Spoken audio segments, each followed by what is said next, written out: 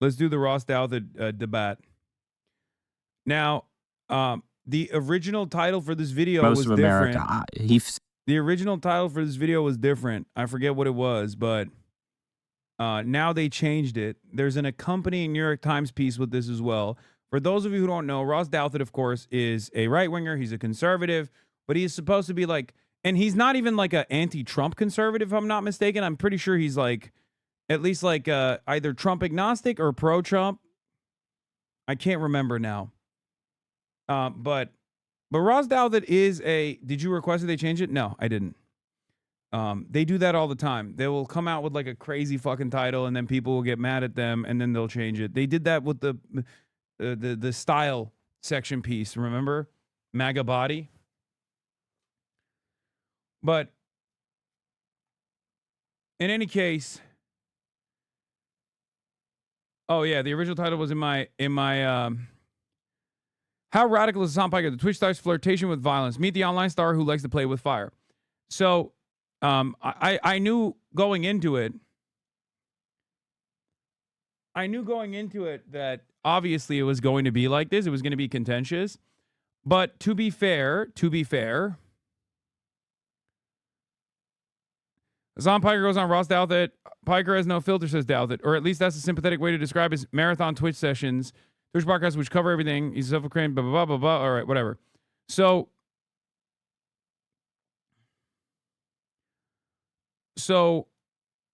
like I said, I knew that it was going to be a contentious conversation, but it was going to be a polite one overall.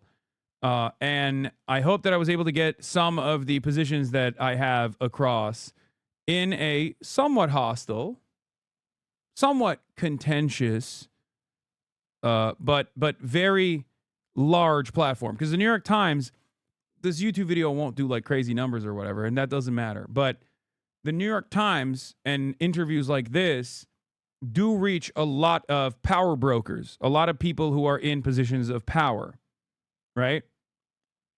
So let's take a look.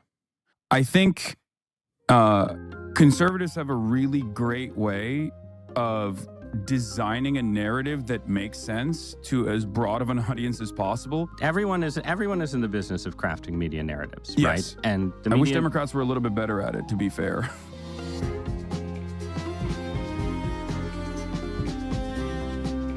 Hasan Piker has no filter, or at least that's the generous way to describe his marathon streaming broadcasts. Fascists need to go to prison permanently. Sig Heiling has one use.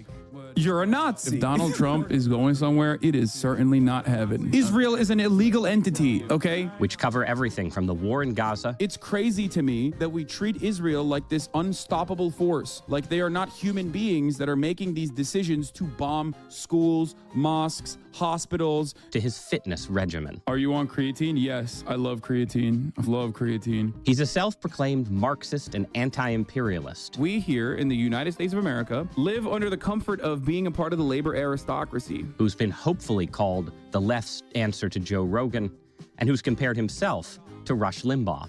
And he keeps getting suspended from his platform, Twitch, for language that he calls hyperbolic and other people call incitement. Is this person calling for the death of a U.S. senator? Of course not. Hello. If you're watching this, that means I just got banned. Is he the future of the left? Or is he just another example of how living on the internet drives everyone insane? Hasan Piker, welcome to Interesting Times.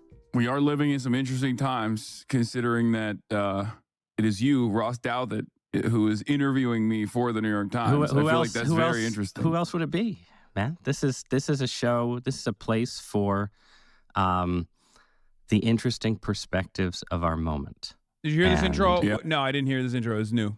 Oh. I think that's what you represent, and we're gonna get into that. We're gonna talk about the Hasan Piker worldview. We're gonna talk about debates about political violence. But I thought we should start because I know what you do. I'm very tech savvy. Obviously, I'm very online. I understand the internet, but there may be some listeners and viewers who don't know what a Twitch streamer is. So I want you to tell me what a Twitch streamer is. Yeah. Twitch streamers broadly, for the most part, play video games. I'm a little bit unique to the space because I cover politics. I do news and political commentary for the most part. I do lifestyle stuff as well, and I do the regular things that Twitch streamers do on the side, but that's secondary. But Twitch is basically a live streaming platform. So for the boomers that read the New York Times, I would say it's like YouTube, but it's always live. It's like just live stream YouTube. That's it. Right. So when I make a podcast, I come into this beautiful, wonderful studio and I sit down and it's like a self-contained thing, but then it's edited and cut up and, you know, turned into the product. Right. But when you sit down, you go for 7 hours. Like what? If you ask my audience now, they'll say half day Hossie, and they'll say 7 hours, which is a joke. But yeah, I used to do it for 8 to 10 hours every day, but you've cut back. I'm 34 now. Yeah. So I lowered it to 7. Okay. And you're doing it after we record this, right? Yeah. So yeah. I go 7 days a week as well. Every Sunday. Okay. Yeah.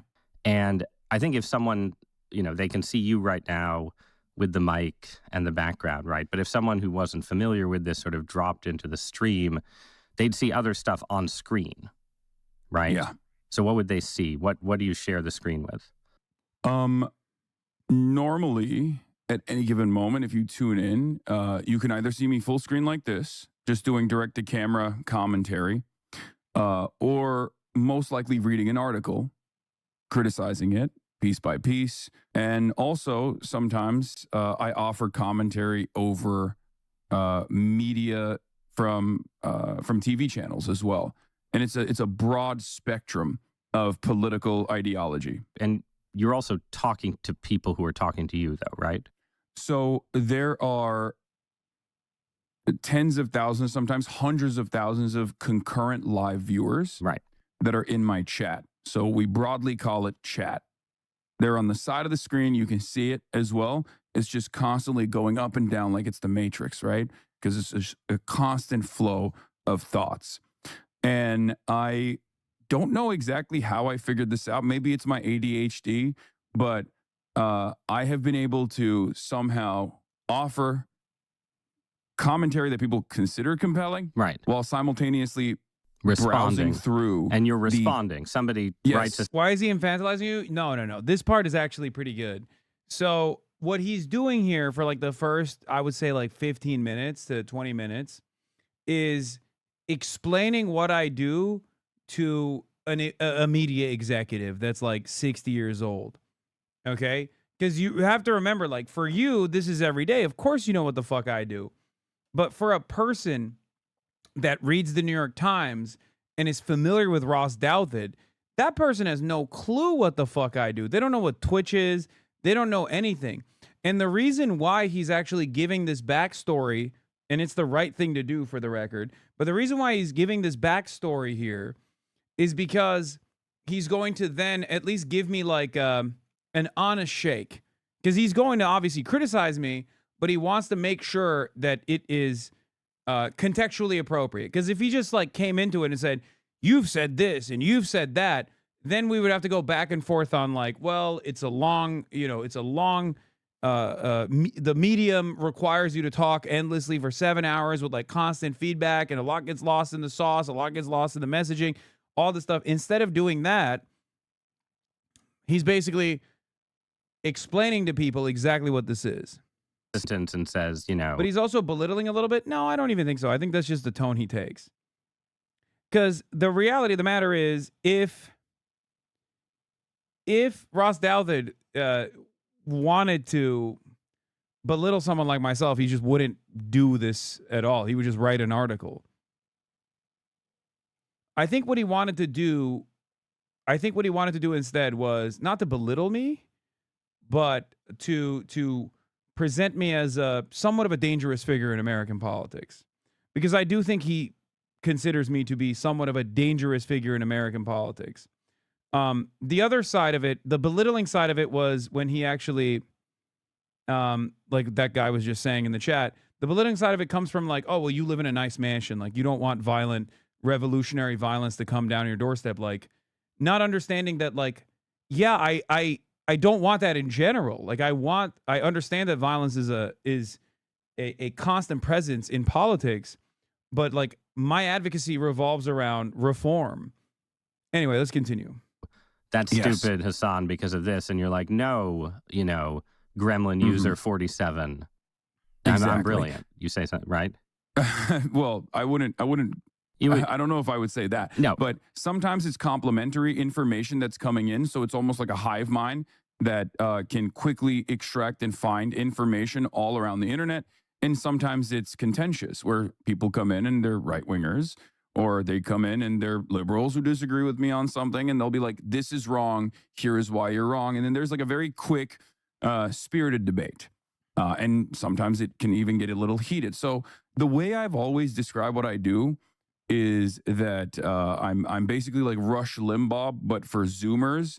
So it's almost like AM radio in the spirit of like conservative commentary. But obviously, I think I have a higher standard for the veracity of the information that I'm looking at, because a big part of what I do, I think, especially in this age on the internet, is sift through the misinformation. So a big part of what I do is also just like going through all of that and in real time, and also trying to instill some sense of media literacy in the audience. So I explain it as I'm holding your hand through the journey of reading the news.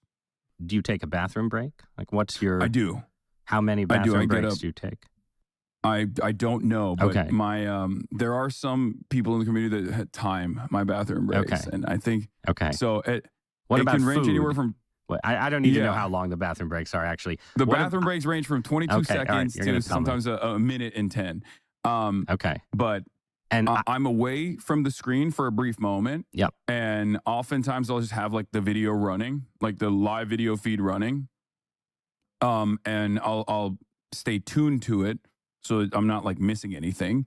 I'll have my father, who comes and stays with me over extended periods of time, make me a meal, and I'll eat that on camera as well. Because I'm live for 7 hours a day. Right. I eat at the same time every single day. I have a very strict regimen. And so regimen. So like, how does your body feel? So after I podcast, this is, too much confession, but it's like I'm kind of exhausted in a way that is not the case if you sit down and write a column, I assure you, right? Like, it's a physical experience to talk to someone or interview them in a way that I didn't expect before I got into this business, right?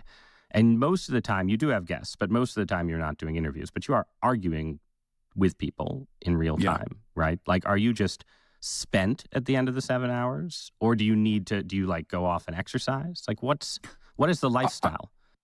Well, the lifestyle that your paper's style section actually documented was I read that piece. Yeah. So it was quite the controversial title for that piece that everybody seemingly got mad at. But you're absolutely correct. Wait, what was the title? What was the title? I think it was a progressive mind and a MAGA body or something. Yeah, that's right. Yeah. So it depletes my social battery unlike anything else that I've ever done. After the end of like a 7, 8, 10-hour broadcast, I do oftentimes feel the need to just like kind of unwind, and I have a hard time just like talking to people I can in the imagine. immediate aftermath of that. Because the way I see it, like, you're constantly on. You have to be entertaining every single second of the 8-hour broadcast. Like, you can't have dead air. You have to be constantly entertaining people, or constantly trying to educate people.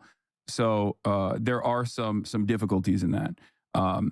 You're also constantly online, and in order not to feel super isolated and super sheltered from how regular people operate and how they feel, I always find that I ground myself basically by being around what I like to call normies or civilians. And I spend most of my time offline, directly outside, going to public parks, hanging out with my friends, and also working out is a big part of this as well, obviously. Well, you can't have the MAGA body if you aren't working body. out, right? Yeah, that's what they tell as, me. I haven't put it to the test yet, but what? So you mentioned you're 34, right? So you're too old. You're too old to go for 9 or 10 hours. You have to go for 7 hours. You don't have a family, right? You're not married. No. Are you going to be doing this at 50? At my age of 45, the ancient years? I think so. Okay. Yeah. The reason why I said that is because like I've designed everything in my life so that I can continue doing this. This is what I'm good at. This is the only thing I'm good at. Well, you've designed it, but like not to play the social conservative advice giver, right? But like, do you want to have kids? Like, I do, yeah. Okay, but you might have to redesign your life someday. Yeah. Fit the kid in. I mean, fit the kids in. Well, there might be an issue, but yeah. All right, let's. No, I meant like there is no issue with scaling back on certain aspects of my life, is what I mean. Right. So the weekends could free up someday. Yeah. Okay. Good. For sure. All right. Let's talk about the cause then. What you're fighting for. Give me the Hasan Piker worldview. What do you believe? I believe that the United States of America is a profoundly wealthy nation. It's the wealthiest nation on earth right now. And therefore, it could be doing right by all of the people that are in the United States of America, and yet it refuses to do so. And I want to, through a system of at first modest social democratic reforms, basically claw back autonomy for the everyday person, and hopefully give them more of a voice in their workplace and also in the political process as well, and slowly but surely yield more egalitarian outcomes.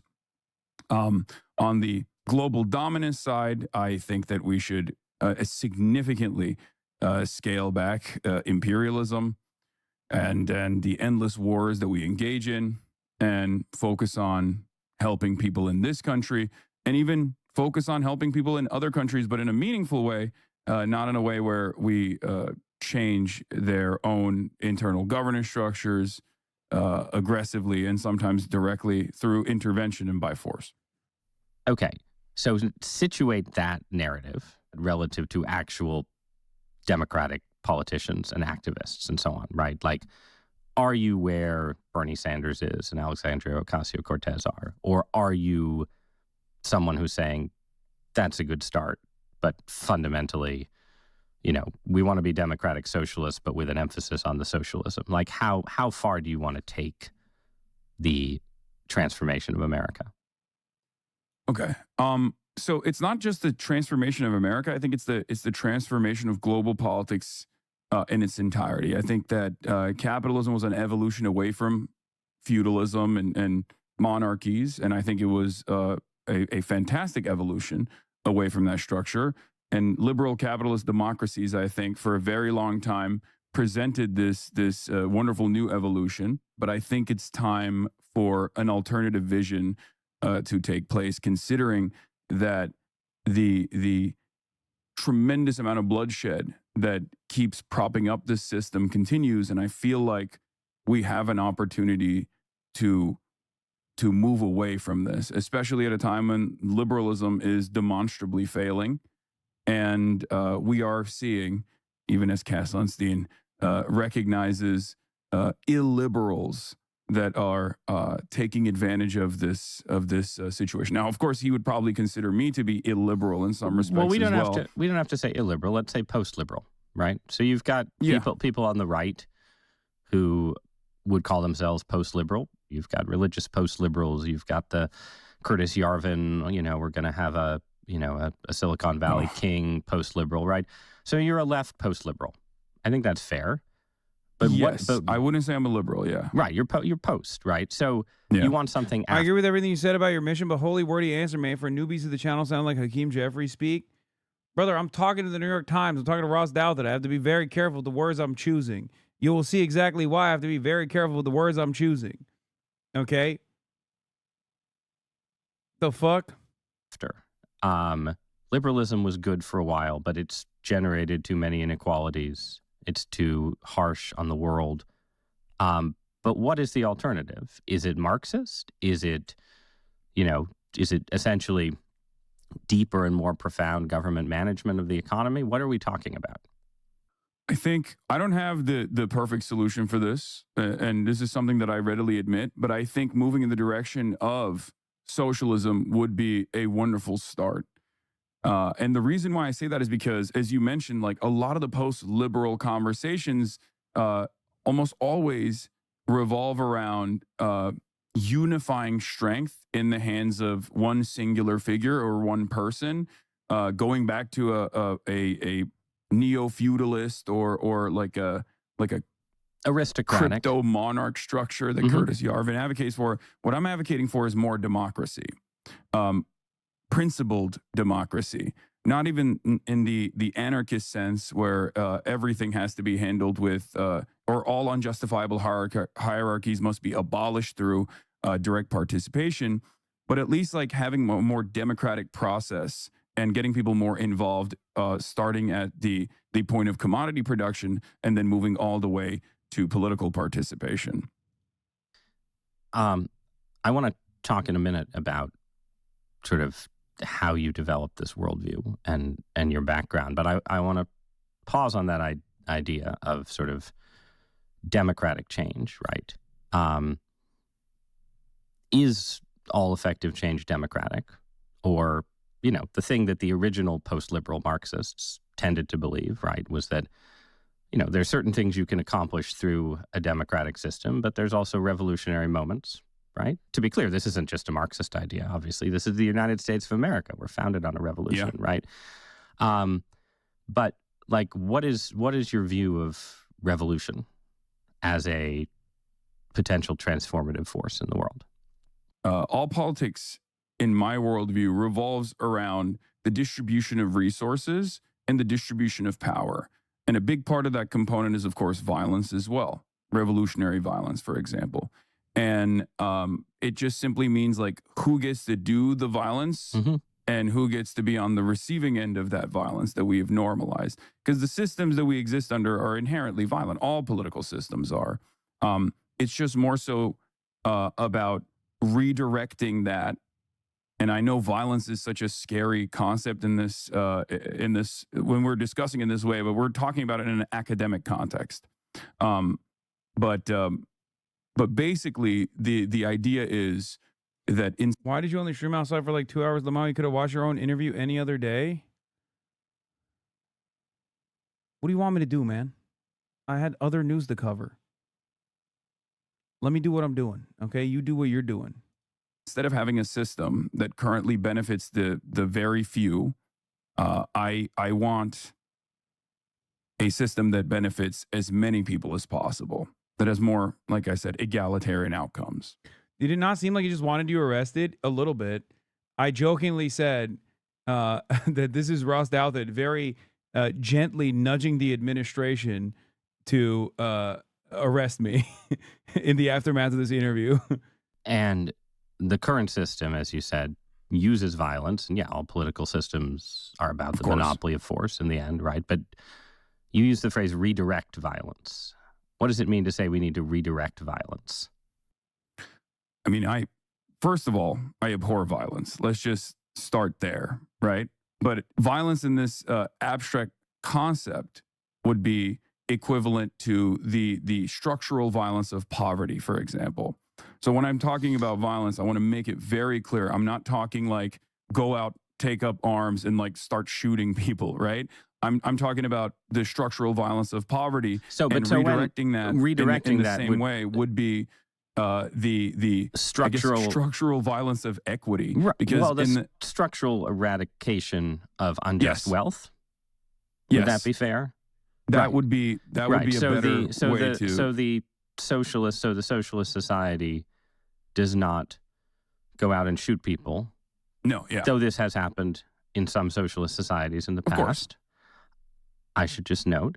But it goes into you live in LA, right? So it goes into Beverly Hills or something, and it says today the city council has voted to expropriate expropriate your... Dude, I'm convinced of it. He used the Reddit talking points. No, he didn't. He didn't use Reddit talking points. This is fucking Ross Douthat. Hasan is not a revolutionary. He just appreciates violence, and he used a clip from Asman when he half-sourced it from you. No, calm down, okay? This is the fucking New York Times. They did not source their target. This is not the free press, okay? All of the snark that you are experiencing from Ross Douthat is coming from him and maybe one of his like producers, okay? That's homegrown. You guys are crazy. You don't understand. You literally don't understand it. I'm sure he used the Asthma clip because like someone in his payroll brought it up. But like, I will say Ross is very good at what he does here. He knows what he's doing, even though I hate it. Yeah, he is setting this up, and you will see in a second. He's setting this up to say your worldview is violent. And I know he's setting it up to say that. And that's precisely why I'm starting the conversation by describing what I mean when we're talking about violence, like the structural forms of violence. Because basically, poverty is structural violence. Not being able to make rent and then being evicted is structural violence, right? Eviction is a violent process. And the reversal of that process would be seemingly violent for those with the power, those with capital. It would be violent to force the landlords to no longer be able to evict people, for example, or be violently taking away their profit margins, eradicating or shredding their profit margins in its entirety. That would be a different way to examine structural violence in a hypothetical socialist utopia. The IRS collecting taxes, which I think brought up in this conversation eventually, is what libertarians would consider to be the state exercising or enforcing its monopoly of violence by telling you you're going to go to prison if you don't fucking pay the taxes. So when I talk about structural violence of that sort, even the reformist positions that I have that are fairly modest, reformist positions that I have, like increasing taxes, for example, yeah, that will be seen as something that is unimaginably violent for those who are at the highest percentage in the highest tax bracket. The reason why I started this conversation with structural violence, however, is because I know it's going to go back to direct violence, the type of violence that liberals actually see as truly violent, because no one actually recognizes structural violence as like another form of violence, okay? Lavish undeserved wealth and return your homes to the people. And that's backed up by police power, so it's violent, but it's not, shooting people against the wall. But like, is that what you mean? That kind of redirection? A similar structure, I think, like has been attempted or was exhibited in Cuba, and I think it was Fidel Castro himself who personally took back any farmland from his own family members that went above and beyond what the state had designed. Now, obviously, this is a terrifying concept for a lot of people. So this is so people far in out in the future. Yep. Right. Yeah, this is so far out in the future for even someone like myself that like I don't even see the necessity of arguing on how this would work, because I'm more invested in, especially in the short term, getting socialized medicine, like getting universal health care, getting free schooling, all the way up to the college education, especially for public universities, ensuring that we have some semblance of government competition, if you want to call it that, right, that interferes with the regular market to claw back housing prices, for example, by creating public housing, things that exist in other fairly robust social democracies, and things that actually a lot poorer nations have been able to develop. Just good governance. Okay. But we're having a debate right now about political violence in the U.S., right? So yes, I agree. The expropriation of the property of wealthy Angelenos is abstract, and we can, far in the future, right? But debates about political violence in this moment aren't.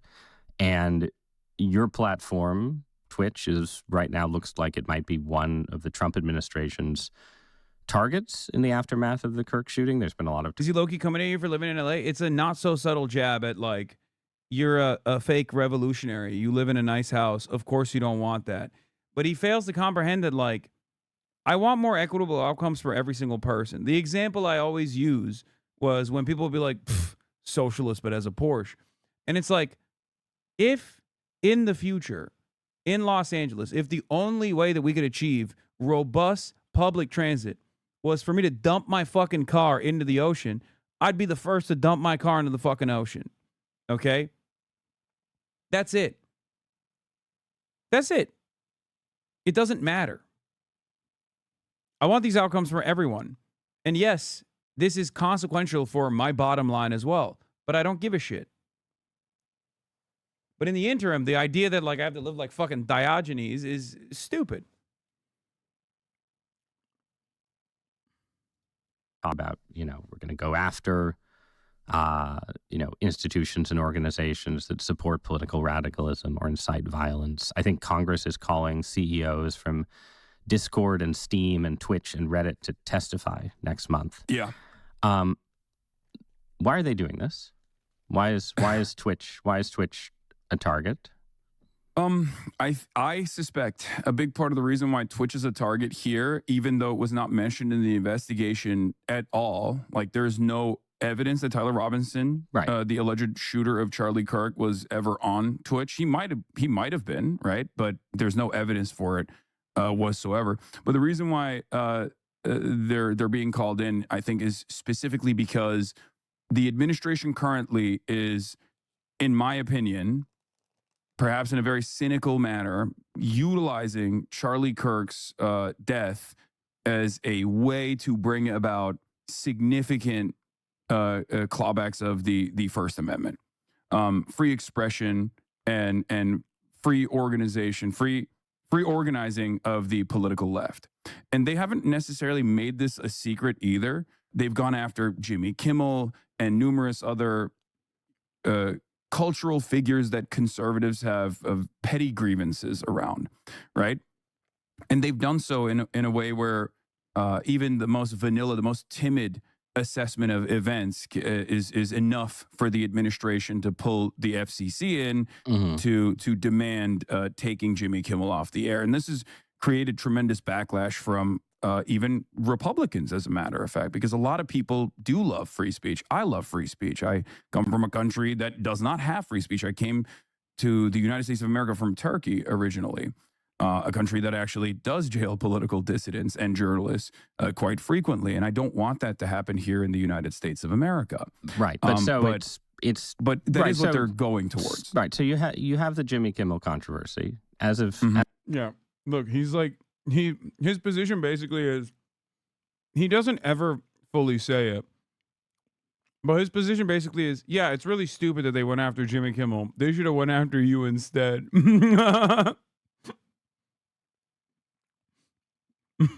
Because you do deserve getting arrested for your speech. As of this conversation, he's back on the air. But what they're doing with calling in Twitch and so on, like that's kind of about you, right? Like you are a target. For sure. Right. And are you a target? Are you a target just because you say, you're some kind of Marxist who wants to be post-liberal, or is it something else? I think conservatives have a really great way of designing a narrative that makes sense to as broad of an audience as possible, even though their own setback is oftentimes how hard they go after certain people. But in the grand design of things, if you look at like the Antifa designation as a domestic terror group, for example, if you read the executive order, it makes sense. They're presenting this as this violent leftist organized unit that is like responsible for so much political violence that's taking place. It's of course built up around this hysteria that they expertly craft as a media narrative first and foremost. Okay, but then they want to tackle it. Everyone notice how anytime I start cooking, he goes, okay. And he has to interject. Like, I want to talk about some serious shit. And he's like, okay. But what about you? He's teasing the idea of you being violent might have more validity than you're leading on as snarky and gross. No, I know that. I know that. I knew that going in.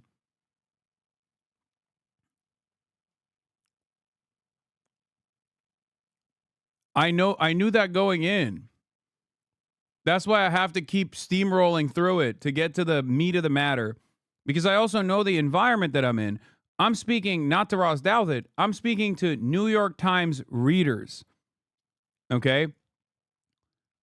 Which also include, right-wing Republicans and conservatives that are going to see this and be like, wow, this is a dangerous guy. So on the one hand, that's what I'm cognizant of. But also on the other hand, I know that the real thing that Ross Douthat is not interested in talking about because he is a Republican is the fact that the administration is doing that, right? But he wants to legitimize the administration's actions in that direction by simply saying, well, you kind of deserve it, though. So if they do come after you, don't you think you deserve it?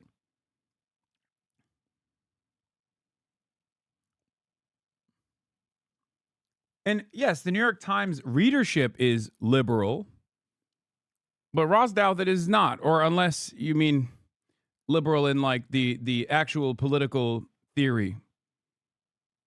What were your objectives? Inform and convince them? No, my objectives were to talk to a right-wing figure at the New York Times who is a pretty decent interviewer and get across some of my fears. Get across some of my fears about the Trump administration so that as broad an audience of New York Times readership as possible is also aware. It's the same shit that I do here every day.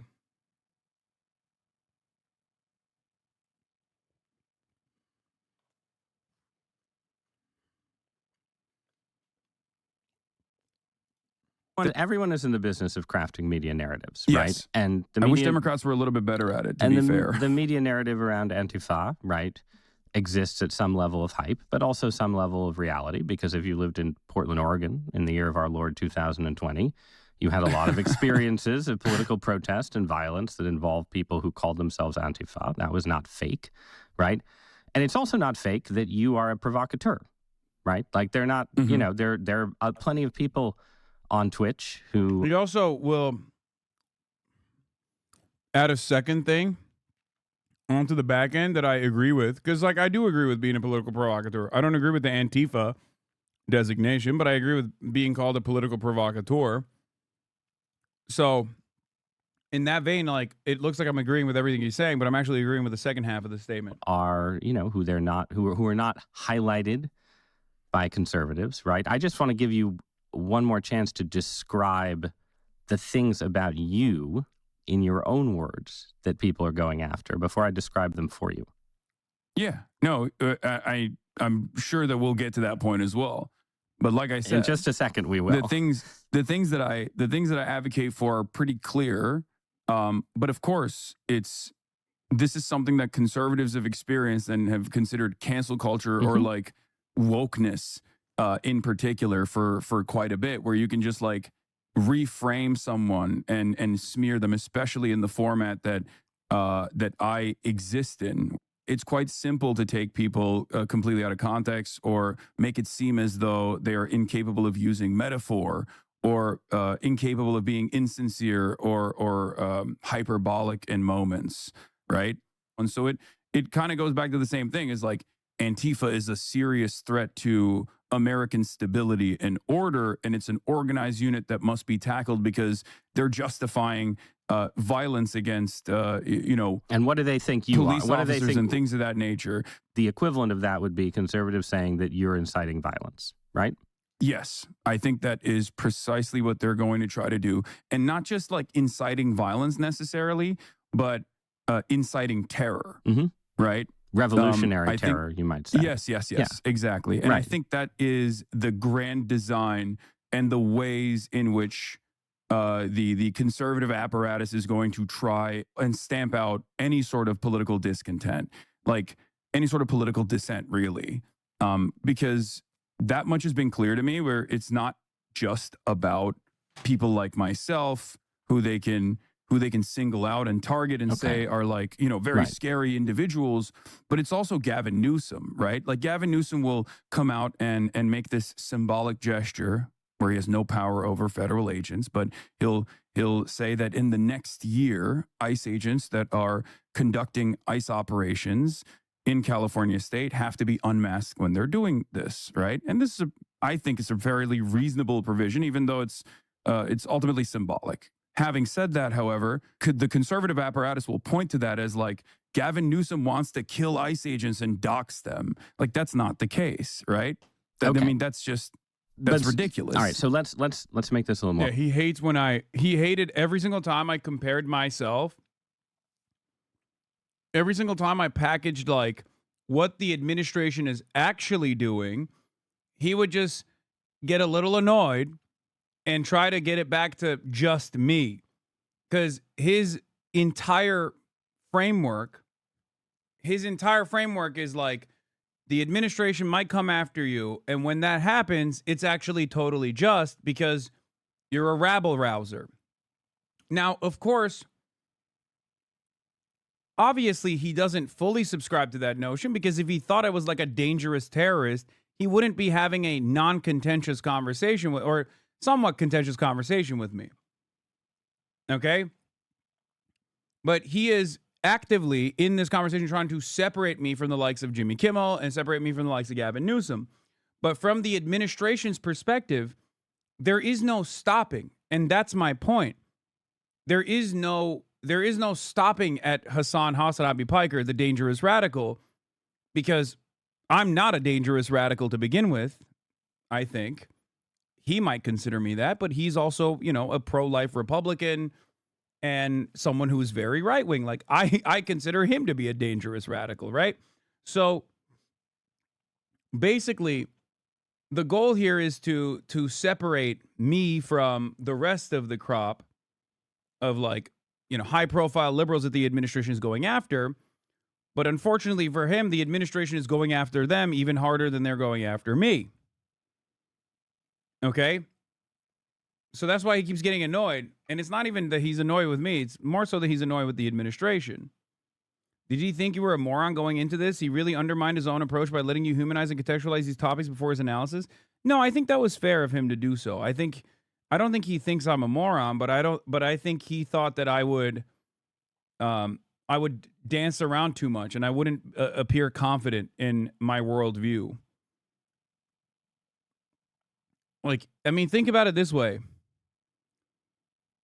He had a similar conversation with like Peter Thiel, for example. He talks to a lot of very powerful people.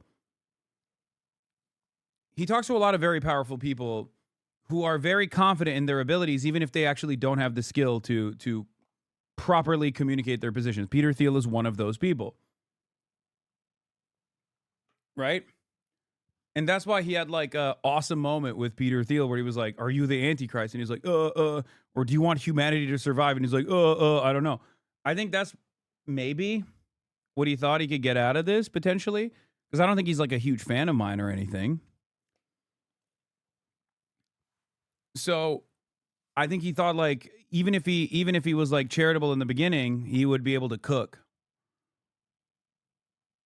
But the problem there is twofold. One, while he might consider my worldview to be radical, I don't think it actually is.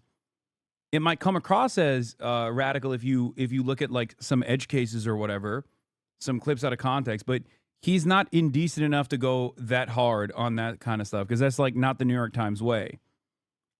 Because if he were to go that hard, then I think even the New York Times audience would be like, "The fuck are you doing?" Like at a time when Donald Trump is the president. And Donald Trump is literally talking about fucking killing protesters and shit. You're focusing on some like random left-wing Twitch streamer that I've never heard of. The fuck's this? Like he would look too insincere.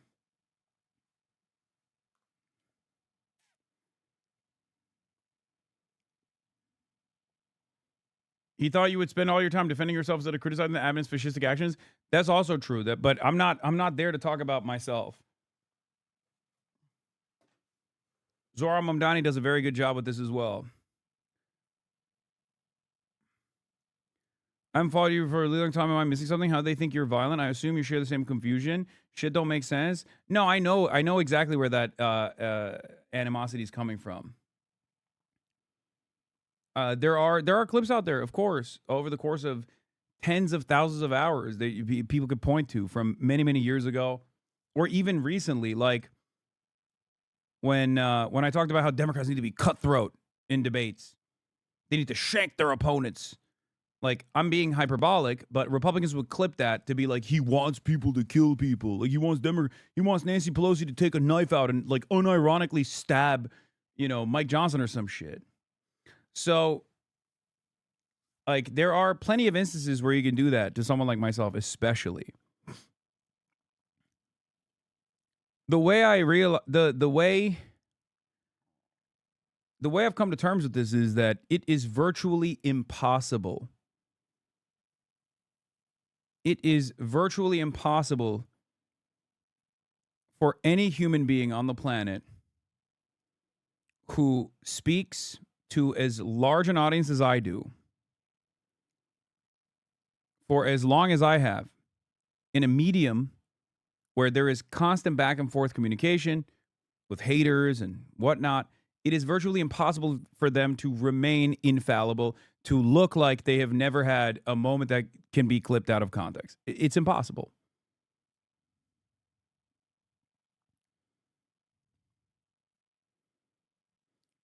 No, they're trying to preempt the Dems going the influencer route when people were calling for a leftist Joe Rogan to galvanize young progressives. That too. Great. Mm-hmm. You are telling a story where it's you and Jimmy Kimmel and Gavin Newsom, right? And you're all targets of the conservative app. I don't want to ask him if he thinks Alex Jones should be in prison because I think he would say yes. Apparatus. Okay, but you're pretty different from Jimmy Kimmel and Gavin Newsom, in part a lot for reasons we were just discussing, right? They're liberals. They're good milquetoast liberals, whatever they may say. And you are more radical. You're post-liberal in some way. You want a different horizon, a different future. But beyond that, you are also willing to push your rhetoric further than they do. Certainly further than Jimmy Kimmel does, right? And I say this, I want to be clear. I have a pretty high tolerance for, let's say, vivid political rhetoric. I came of age as a newspaper columnist in the 2010s when my liberal friends were all saying, like, oh, every time the Tea Party, talks about revolution and taking our country back, they're inciting violence. And now I live in a world where my conservative friends say Gavin Newsom's inciting violence. Anyone who calls Trump a fascist is fighting violence. I think this is not even a Hasan Piker fan, and I do not understand how people blame him for barely existing leftist bias. You should have gone harder on the cancer of liberalism to the New York Times audience, in my opinion. No, I need the liberals who are reading the fucking newspaper to be my allies when the administration comes after me. You're wrong.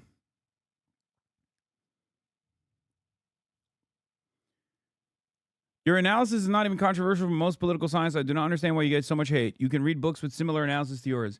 Yes, because those are books that you read in college, and they're not being blasted on the timeline to hundreds of thousands of young people in America. That's the difference. Like, I'll give you an example. The indigenous the indigenous rights professor at Cornell University, who's Jewish, was recently suspended for teaching a course on Palestine. Okay, the professor is Jewish, and that professor was suspended after, there was like a Unit 8200 IDF guy in the class. He was like filming people. He was being disruptive, whatever, right? But that professor initially was targeted by Canary Mission and Richie fucking Torres. Okay? Why am I talking about this professor? Because it proves the argument that I'm presenting to you. When Canary Mission actually targeted this professor, I'm going to pull the quote for you real quick. Okay? They actually pointed to something that he talked about in his lecture. Okay? The thing he said only comes across as offensive to those who are completely not knowledgeable about the issue. about Hamas. This was it. Are you ready? Richie Torres posting a Canary Mission tweet says, Eric Chaffetz, who's a Cornell professor, demonizes Israel and lionizes Hamas, treating good and evil as evil, good as evil and evil as good. He insists Hamas is morally different from Al-Qaeda and ISIS because it does not advocate for universal jihad. It simply seeks to wipe Israel off the map. Chaffetz is untroubled by genocide when the target is the homeland of the Jewish people. Poisonous professors like Chaffetz are poisoning young minds at taxpayer expense. This is the quote. Unlike Al-Qaeda or ISIS, Hamas does not advocate for universal jihad. It is focused solely on the liberation of Palestine from Zionist fundamentalism, in parentheses apartheid, and the end of the state of Israel. November 4th, 2023. Now, nothing that Eric Chaffetz, who is Jewish himself, by the way, said there is actually even remotely offensive. As a matter of fact, it's the exact opposite. It is what you need from college professors. You need honesty and truth from educators in these esteemed institutes of higher learning like Cornell. What he is saying is factually accurate. Okay? This is not an opinion. This is just a fact. He is describing a fact. But to the broader audience, that fact is something that they don't want to hear. Okay? That's a fact that they do not want to hear. So what do? They bastardize that fact. They chop it up or sometimes directly present that factually accurate statement and go, can you believe this college professor said this? So yes, while certain things might be completely true in an academic context, it can be very dangerous for a much larger audience to hear that scary truth. Okay? At least in the eyes of those who are very powerful and have an interest in making sure that the broader audience doesn't hear the truth. So my problem isn't that I'm engaging in like violent rhetoric or whatever. My problem is that I'm saying stuff like this, but oftentimes also using hyperbole, jokes, and making that process as entertaining as possible. And because of that, I'm able to do that to a much larger audience than a college professor could in their own lecture. That's the fear. That's what makes it so crazy for a lot of people. Because if Eric Chaffetz was saying that on a Twitch stream, he'd get yelled at all the same. As a matter of fact, he's getting yelled at for doing it in a fucking lecture that is directly about anti-colonial movements. His lecture is about Hamas. His lecture is about other indigenous movements that have fought against previous forms of empire and contemporary current forms of empire. Imperial power. It's the medium that I do it and the way that I do it that makes it very scary for a lot of people. Do you understand? Because before the internet, there was a filter, as Noam Chomsky talks about, right? There was a filter for someone to reach a very broad audience, to reach this massive audience, massive number of people. You could only get there if you were from an aristocratic family or you went to the right schools, you kissed the right asses, and you chose your words very carefully, and you got elevated through the regular process in mainstream news. Okay? And therefore, people self-censored in order to get to that level, in order to be in front of, in order to have the privilege of being in front of a massive audience and to be able to influence them.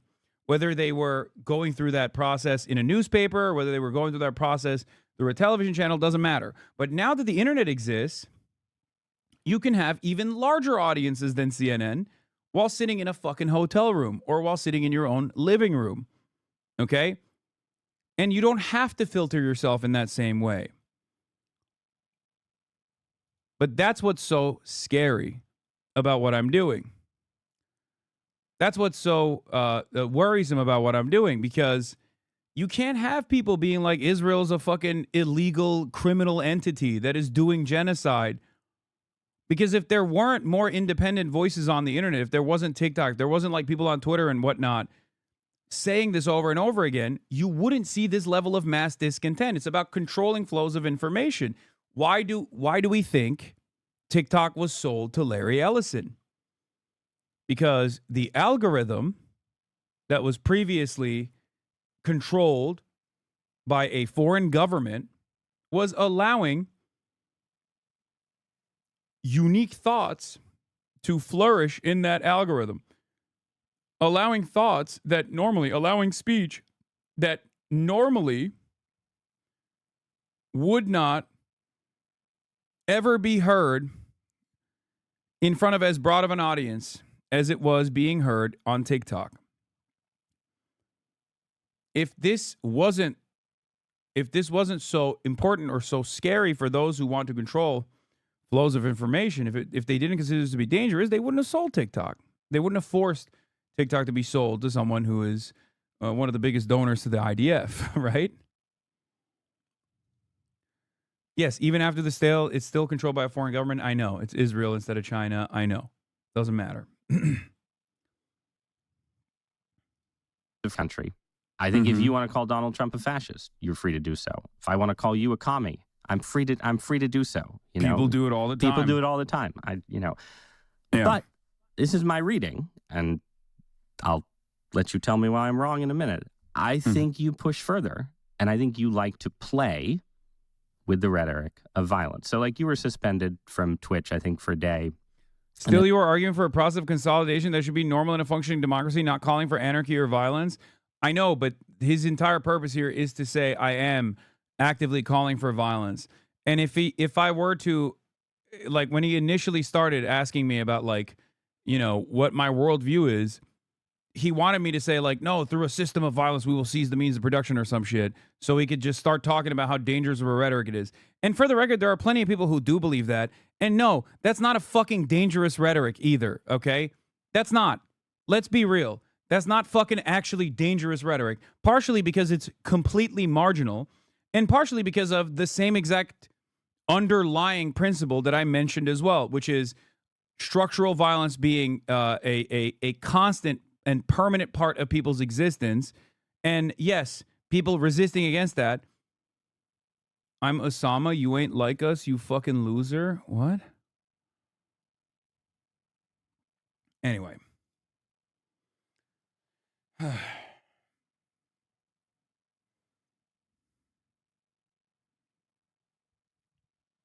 don't know what the fuck that guy was on, but my point is there are people who do believe that, and they are either marginal figures or overall, at most, they're talking about like historic examples that have existed.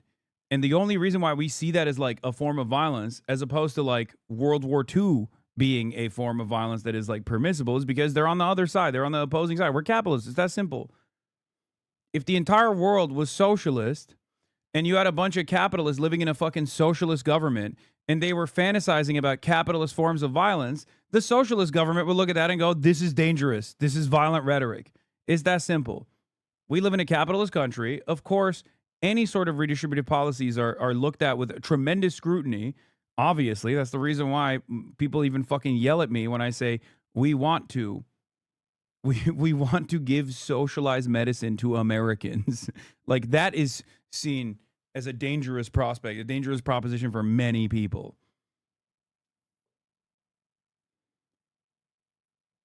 There was an argument you were having about Medicare fraud, right? And the GOP was going to crack down on Medicare fraud. And you said, well, if they really cared about Medicare fraud or Medicaid fraud, you would kill Rick Scott. This is the Florida Senator. People always try to paint you as more radical than you actually present yourself on stream for some reason. You don't even really advocate for violent revolution. You make fun of the revolution now, vanguardists, but they always simultaneously call you a dangerous revolutionary, but also a fake LARPer at the same time. Yes.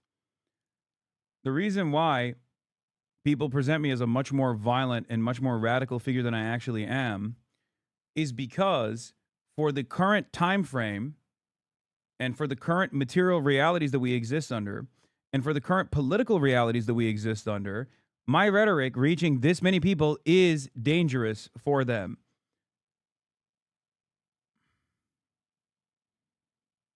Okay? Israel gets to mutilate children with regular frequency every single fucking day. Israel gets to annihilate the Palestinian population. That is not seen as violence because that's the state doing that. Okay? How dare you call that out? But on the other side, if you turn around and say, no, people do have, under international law, a complete fucking legal right and moral responsibility to resist against a genocidal apartheid regime destroying their lives, then you're the fucking violent one. And it's a reference to the fact that Scott's company paid some huge fines for they were engaged in some kind of Medicare fraud, right? But you didn't say we should put Rick Scott in jail for Medicare fraud, right? You said if you cared about Medicare fraud or Medicaid fraud, you would kill Rick Scott, okay? You wouldn't make Rick Scott, former governor of Florida, Rick Scott. This is not an Asmongold clip. This is from my own YouTube video, chatters. You wouldn't make him a prominent part of the Republican Party. Well, this was, for the record, this was in response directly to Mike Johnson. And it is something that I take ownership over. I did apologize for the language that I used instead of saying like, just you should jail Rick Scott, right? Which would have been the most inoffensive. It was a hyperbolic statement that I made, not with like any sort of significant death threat issued to a sitting elected representative. Obviously, I agree. And I don't think you were issuing a death threat. I agree. Yeah. So, but you're right. That is hyperbolic language for sure, and it's one statement in a grand sea of others that of course gets highlighted through the same outrage machine, and then people demand punishments, and then those punishments do come down, and it causes me to be even more careful with my language. Having said that, given the 10-hour format that I have, there are definitely going to be weak moments where I just like say something without even thinking about what that might come across as. Yeah. I mean, you do. I read through. You have a lot of content, right? So I'm not going to tell you that I have read through every hour, every transcript. But I feel like I read enough to get a sense of sort of what you mean by hyperbole, right? And it means different things, right? It means like you're talking about landlords and why they're bad. I think you were talking to a landlord friend at the time, right? But you said, let the streets soak in their bleeping red capitalist blood, dude, right? So I also said in a video game, but to showcase the silliness of the statement in and of itself. Right, okay. So it's like ironic, or is it Marxist revolutionary rhetoric? I just want to bring this to a fine point. There's the great case of Luigi Mangione, right? Who is charged with murdering the CEO. Unsurprising that this is presented as some kind of advanced level tone policing critique. Yeah, I mean, that is what it is. Why is he talking to you like the school principal? Because that's what's going on.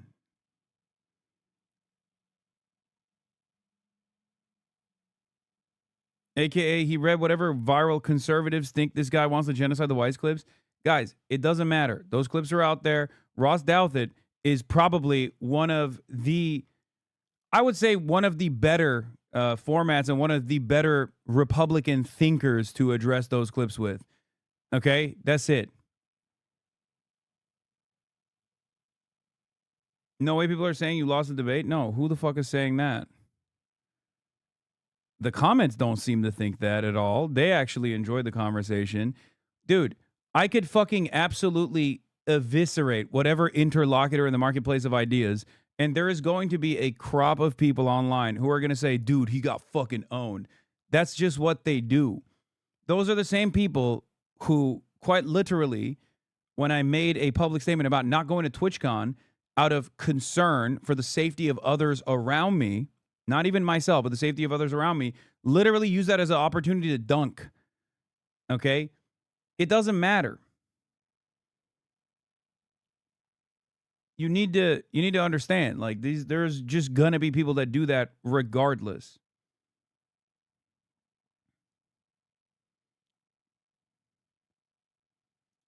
Of United Healthcare in broad daylight in New York City. And you're going to tell me that you've always said that murder is wrong and that Luigi Mangione should not have committed murder. But you've talked a lot about Luigi. Of course. I think it's one of the most consequential.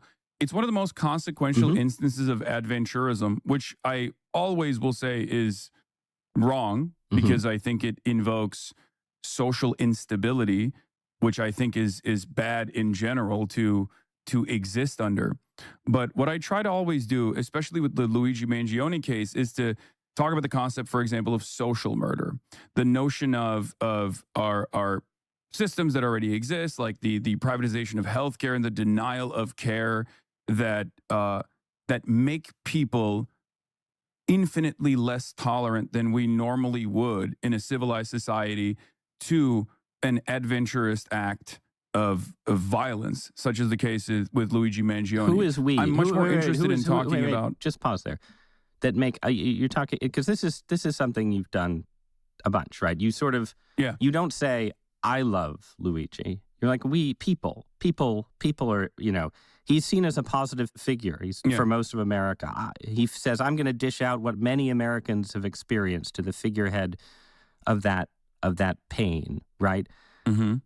Do you think like most Americans sympathize with like who is the we who looks at shooting United Healthcare CEO and says that's understandable? I think it's the people online that are not necessarily like card-carrying DSA members or whatnot, but just like that's Democratic Socialists of America, aunts, just for Yeah. Not the like the DSA guys or the Democratic Socialists of America or you know Party for Socialism and Liberation, but it's like the Barbers and the Debras, as I like to call it, that you know live in the Midwest and are truly repulsed by the way that that private healthcare operates in this country. And for them, I think the Luigi Mangione case is really unique because Americans do not like political violence, right? Nobody likes it. I mean, this is poll after poll that has shown everyone thinks that obviously murder is wrong. I think murder is wrong. Everyone thinks political violence is wrong. And yet, in the case of Luigi Mangione, a lot of people, I think, had such a deep personal experience with the way that the healthcare system has harmed them in some way that the reaction ultimately was very different than one I had expected. From the moment that, before they even found out who the alleged shooter was, from the moment that people recognized that the victim was the faceless CEO of a healthcare company, everyone immediately understood what the motive not was. Faceless, right? No, I'm saying like for most people, the healthcare company had previously been faceless, and now there was a dead man who had a face, right? Exactly, and I think that was a unique case that needed to be examined, and that's precisely the reason why the media was covering it in the same way as well. The only difference is that, tonally speaking, they were just more so outraged by the reaction in of itself rather than trying to examine why people felt this way. And I think what I try to do in this situation. I mean, look at this, bro. Look at this. YouGov, December 17th, 2024. Net favorability of Luigi Mangione, 18 to 29-year-olds, plus 9%. 30 to 44-year-olds, minus 1%. I mean, that's crazy. 18 to 44, either as a positive opinion or like 50-50 split on them. Yeah, if people have more financial security, then they have they have less interest in this kind of like dangerously unstable moment. That's it. If people are hopeless about their future, they end up leaning on adventurism. That is my argument. That is the point I'm making.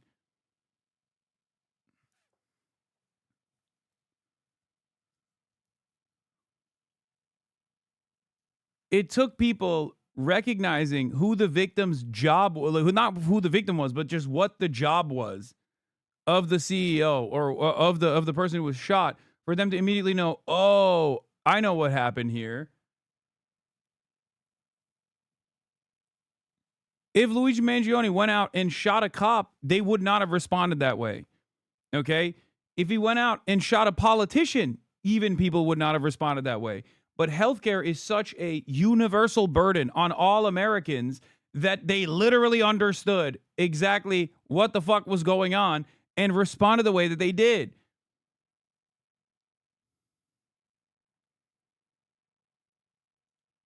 And many others is to explain why people feel this way. Because for them, when their grandparent has cancer and then that treatment is denied or the coverage is denied, even though they're paying these incredibly costly premiums to this healthcare company, they view that as murder. They view that as a tremendous wrong that was done to them.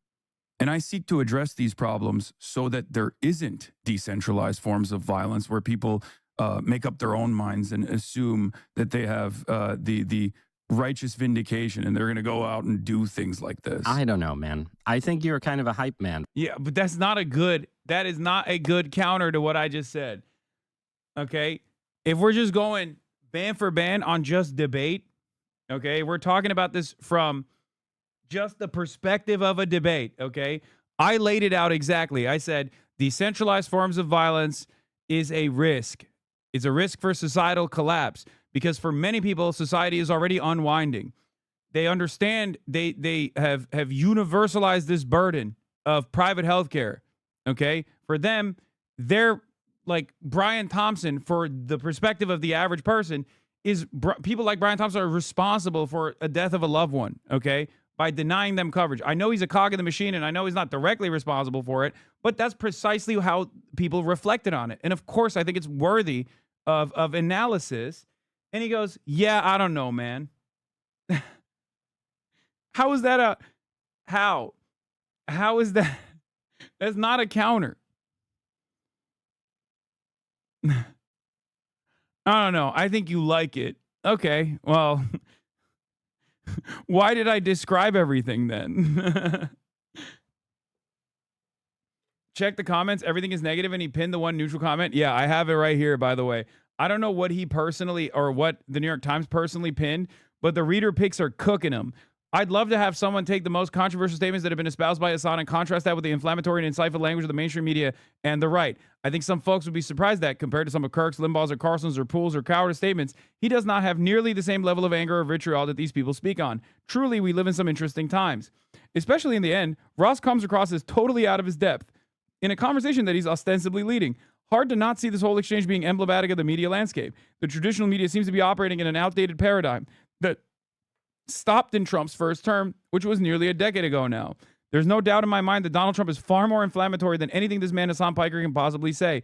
And Donald Trump and his disgraceful minions have proven that they will attempt to carry out even every one of their violent and divisive acts in the name of my government. Whatever Mr. Hasan expresses, and I'm not at all familiar with him, I cannot express how disturbing I find the blasé manner in which Mr. Douthat attempts to associate people like me with violent rhetoric wherever it rears his ugly head, especially while he winks away through the disgrace of this administration. He explicitly says he doesn't endorse violence, so strange title. The double standard that the left has to be a paragon of virtue while they say everyone deserves healthcare, food, and a roof over their head is insane. Advocating for policies that end state violence is far less violent than what the right does and says. Hasan has a better grasp of political working class politics and the youth vote than 99.9% of elected Democrats. Now do the version where you investigate most of all political and cultural figures on the right. You don't see permission for violence in Kirk saying that gays should be stoned to death, in Kirk saying that he's willing to accept some gun deaths to maintain American gun culture, in Kirk saying trans people should be lobotomized. This is like people dunking on this Patrick guy who I guess said something like negative about me. You found the original Patrick comment? I'm not MAGA, voted for Harris, but I'll take 10,000 Charlie Kirks over... But I'll take 10,000 Charlie Kirks over 10,000 Hasan Pikers any day of the week. Pikers all over the map, as you'd expect from someone who streams his consciousness 7 hours a day. But there's an unmistakable permission for violence that runs through his interview. Charlie Kirk never did that. Ezra Klein took a lot of grief for complimenting Kirk's style, but I much prefer the one-on-one logical argumentative style over the run-on, formless dialogue with unseen and unheard viewers, peppering him with cash tips that characterizes Piker's whole shtick. By which I mean... Piker was a great interview subject. Nicely done, Mr. Douthat. I'm sure that many of your readers/listeners had no idea who Piker is or what he does, or the way he offers excuses for shocking violence under the banner of socialism and progressivism. And every one of the New York Times readers is like, what the fuck are you talking about? This is ludicrously revisionist about Charlie Kirk's public stances. Things like Islam is the sword of the left is using to slit the throat of America. Do you think that that's a call for his followers to engage in reasoned, measured debate with conflicting viewpoints to allow themselves to be convinced of things? Come off it. Marxists believe in ending the capitalist system just as liberals believe in ending the feudal system. Whether that process is violent or not is ultimately up to the ruling class. Patrick, more Patrick dunks. If you truly... Dude, they went crazy on my boy Patrick, okay?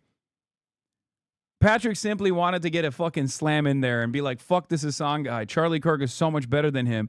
And the New York Times readership is eating his ass alive. If you truly believe that Kirk never flirted with permission for violence, then you are very forgetful. Charlie Kirk was very nonchalant about excusing violence. For example, when thugs assaulted store workers and destroyed store property during the Pride Month in 2023, he further encouraged such displays of violence by painting them as shows of force. Literally, tonight we show them that they're the losers. Or when Paul Pelosi was attacked in his own home and Kirk encouraged his followers to bail him out while painting the attacks as karma against the Democrats. Or when he called the biblical passage that calls for the death penalty against homosexuals the perfect rule. Charlie Kirk was not the calm, reasonable, debating type you desperately pretend he was. Bro, if you get this dogpiled this hard by a bunch of fucking Barbaras, Deborahs that are New York Times readers who take the time out to fucking comment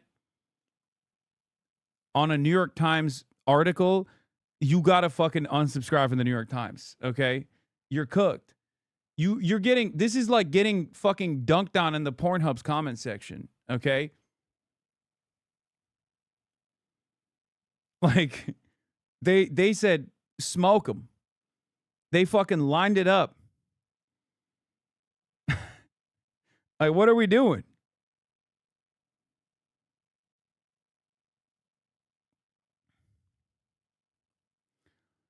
Douthat responds to Piker using the term adventurism. We already covered this. Today on Interesting Times, Ross pushing harder on a streamer from the left than he does when he interviews people on the right with actual power and incite the perpetuate actual violence. Peter Thiel and JD Vance. It's so obvious how we ended up here as a country and continually discouraging that our media continues to hand us the shovels that we use to dig ourselves deeper into a failing state. And even people who are like somewhat neutral to me that don't know who the fuck I am and are basically like, this is their first introduction to who I am. They basically say this, like, he's a fringe figure. He can have an audience of hundreds of thousands, but think about how tame he is in compared to the American extreme right, or even Rush Limbaugh back in the day. Piker doesn't consider conservatives un-American, doesn't hate them, doesn't want to use the power of the state to literally exterminate them. The reverse simply isn't true. Exactly. I want to literally exterminate their medical debt, dude. That's what I want for conservatives. Conservatives want me deported. I want conservatives' healthcare costs to be deported. That's the difference between me and the average fucking conservative. Now, they can fucking turn around and act as though they're not advocating for violence by simply presenting the Bible. They can be like, oh, the Bible told me it's okay to stone the gays. That's the Bible. Take it up with the Bible over and over again. I don't fucking sit around and go, look at Das Kapital. Das Kapital told me this. That's not what I'm doing. That's Bart from Idaho, by the way, not a Hasanabi head. He is just fine. In case somebody bothers to understand what he's talking about, just fine. We are living in a baffling time in which a Twitch streamer is held to a higher standard than the President of the United States. I listened very carefully to this whole interview. I couldn't help but notice that every time I was especially compelled by Piker's response to something, which is to say, when I thought Piker was about to take down Douthat's assumption, thesis, argument in an especially powerful and eloquent way, Douthat would interrupt and either redirect or focus on a minute point, in effect derailing the narrative. This is a very smart tactic and one that is difficult to combat. It requires the interviewee to have 100% presence of mind and not be knocked off their feet. It's also a cheap tactic, understandable but cheap. Piker at moments overcame it by talking over Douthat's interruptions, but obviously Douthat had the home team advantage. To everyone's credit, though, I thought this was a great conversation, and I would be super supportive of more of this. The two sides need to keep talking to each other in this way instead of staying in echo chambers. Check this one. Hasan Piker has turned his reckless rhetoric into a full-time job. He's the guy who once said America deserved 9/11. Compared to Hamas, okay, this guy is a fucking, this has to be like a Sex Pestini fan, right?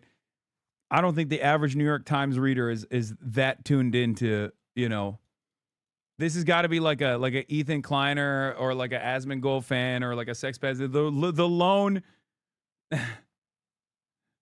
the lone fucking check the YouTube comments. He pinned the one neutral comment. Everyone else is cooking him. Oh, on YouTube he pinned it. Love the podcast. Quickly becoming the best show. Ross tries to bait Hasan and call for an act of violence. Hasan chuckles. How did growing up in the Middle East radicalize you? This guy's a real piece of work. Nice to see a successful journalist sitting down with an up-and-comer like Ross. This reminds me of why I stopped reading the New York Times in the first place. It's hard to tell if Ross is intentionally misrepresenting Hasan with the explicit intent to deceptively warp his audience's perception, or his worldview is so distorted that he genuinely thinks what he said is true. I don't know which is worse. Insane interview. Ross putting words in Hasan's mouth and basically saying, I don't believe you when you say you don't advocate for violence is embarrassing. Hasan, people are being murdered by health insurance companies because they refuse to provide payment for curable illnesses, diseases, etc. That is structural violence. Ross, I don't know, man. I think you're hyping up the violence. That literally just happened. We just paused it right there. Like literally. That is verbatim a summary of the last 5 minutes of me like thoughtfully trying to describe to him.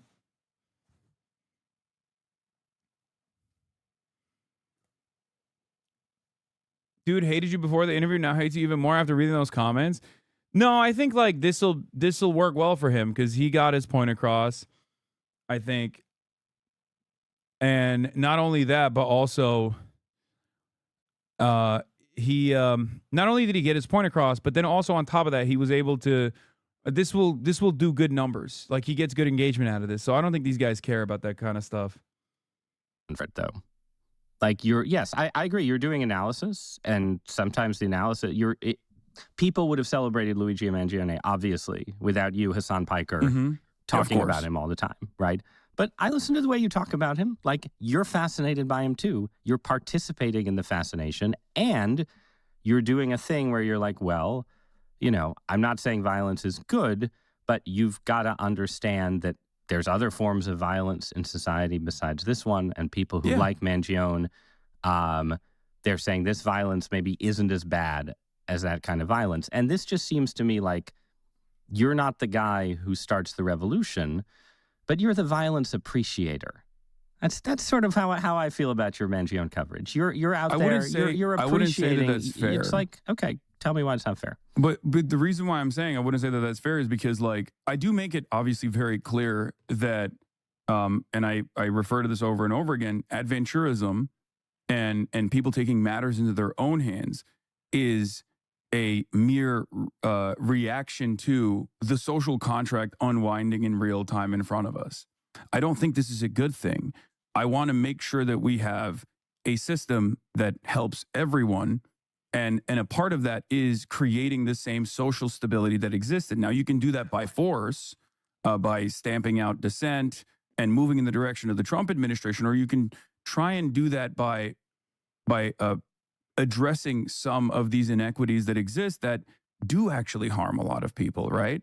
Because I don't think you disagree with my assessment that systems are inherently violent, no matter which way they go, and that I assume you understand what I mean when I say like the social murder of tens of thousands of Americans in the process of having their healthcare coverage denied. Like, it must interest you as well, right? Because it interests certainly people at CNN and many other mainstream outlets, like why people are doing this. But their reflection on it is, I think it's 100% the case that people had certain people. You want to know why this was a fucking lost cause for Ross? Because I feel like even Elizabeth Warren went on television after, and everyone was like, why are people celebrating Luigi Mangione? We can't understand it. And even fucking Elizabeth Warren was like, why do you think? Like, look at the healthcare system. Like, what do you think is going on in the American healthcare system when people have their care coverage denied? Like, it's over at that point. Like, what do you expect? That's Elizabeth Warren. Elizabeth Warren is never going to say some shit like that.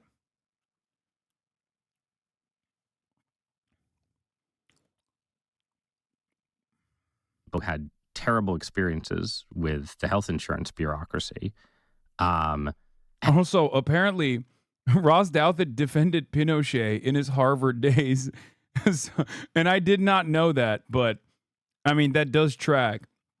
I wonder if did I bring up Pinochet at all in this conversation? Because it did go into numerous directions at times. Had a reaction to. I didn't know that he defended Pinochet, but it does make sense. That is like what you described. I think that's absolutely real, and it says something about the way the system works in America. On the other hand, I also think, and again, because I'm not a socialist utopian, right? I think that there is not this magical alternative where, if we only didn't have nasty politicians who love the rich imposing austerity, everyone would get all the care that they want. I don't think that world exists. I have a lot of personally negative experiences with the American healthcare system. I technically still have chronic Lyme disease, which is a disease that officially doesn't exist. It definitely exists.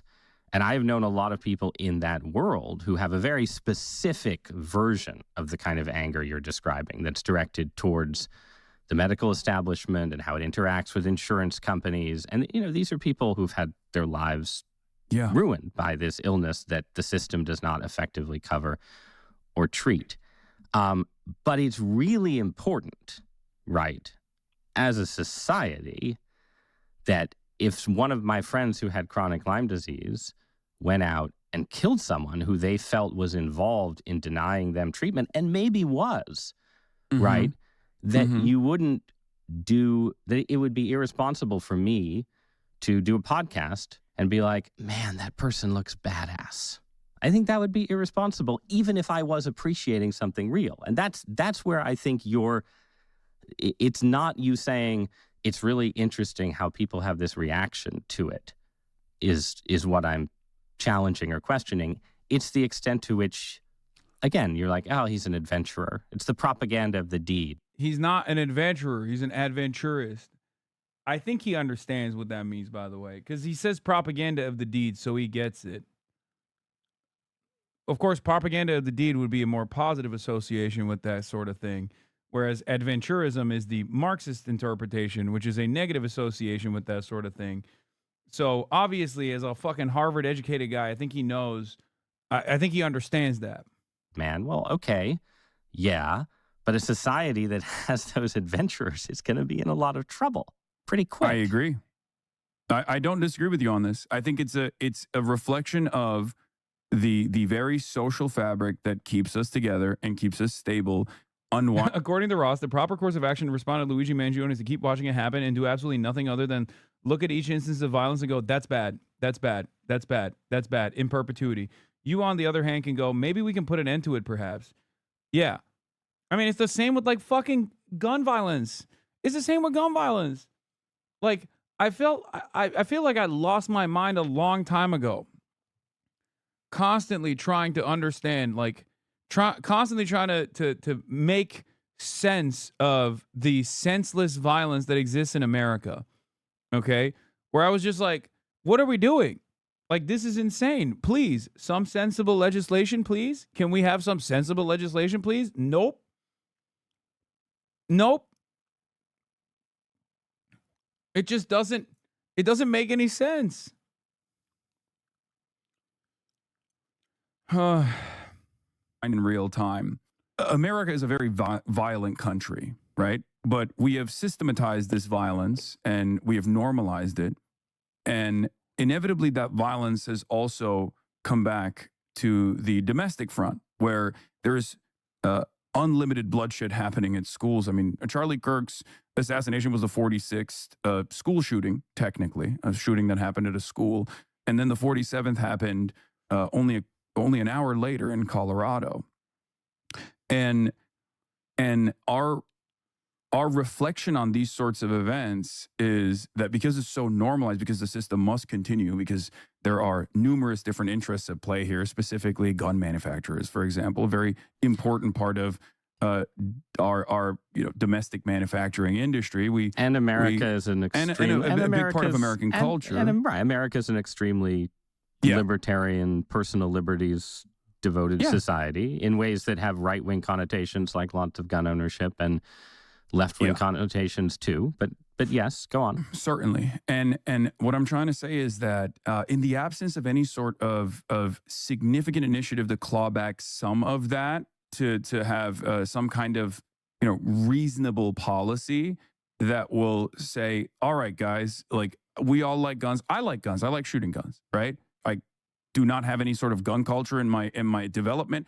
You picked it up. Began my journey of understanding guns because I was writing about gun control, and I was like, I need to learn about this stuff. But having said that, I still believe that there needs to be reasonable gun safety, reasonable gun control. This is not a call to action to say, like, oh, it's awesome that, like, school shootings are happening, or it's awesome that political assassinations are taking place left and right. No, but nobody. Okay, but this is a difference. And but I promise say that it's no longer just like random school children that are being killed, is what I mean. The only reason why this is becoming a more significant, more consequential problem in the eyes of many people in the media is because it's no longer people that we can just kind of see as collateral damage and like consider to be invisible. I don't think that's right. First of all, I think that the media has now we start the debate a little bit. A lot of coverage to school shootings. I think it would be strange to say that the media has ignored that issue in any way, shape, or form. Oh no, I think the line, that they ignore it. But I think the line, you're like, the reason people are upset in this case, the reason that people are upset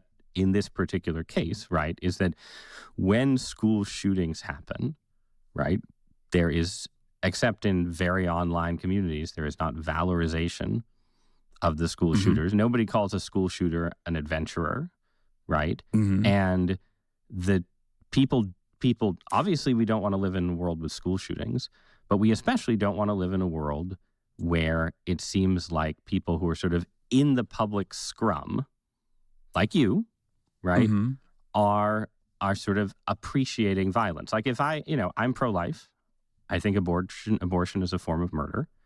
I think if somebody killed an abortionist and I went in the New York Times the next day and tried to write something that was in the vein of what you said about Mangione, and the difference is abortion is not murder. Okay, that's the difference, and he knows it's not murder.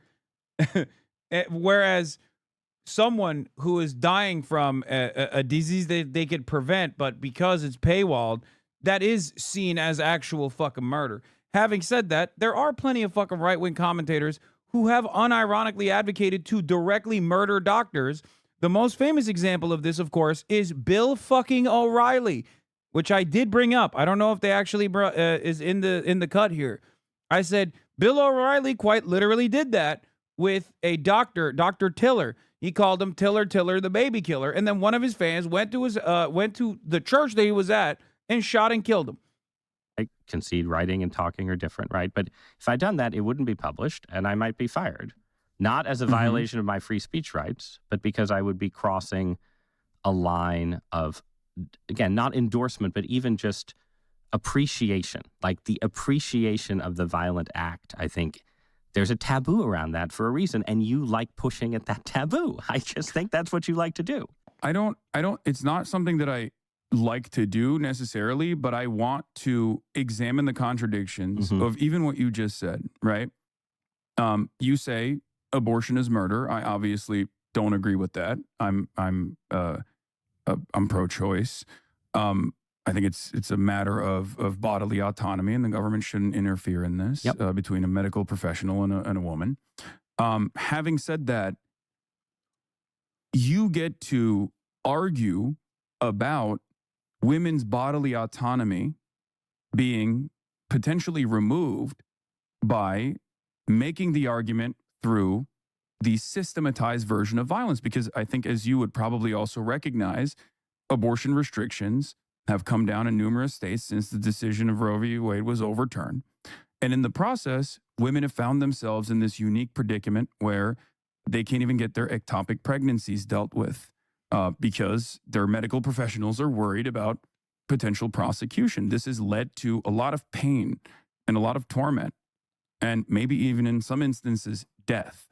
When you argue on behalf of the pro-life position, you don't have to say, like Bill O'Reilly did, Tiller the baby killer, and then someone goes out and actually shoots a doctor. You can simply say, I'm not putting words in your mouth. I don't know what your position is on or your advocacy around abortion, but someone of this mindset can easily just advocate for the harm that is done to millions of Americans, potentially, without uttering a single word that could be considered remotely violent by the broadest subsects of American society. Right. So you're right. This you're, is the, right. the No,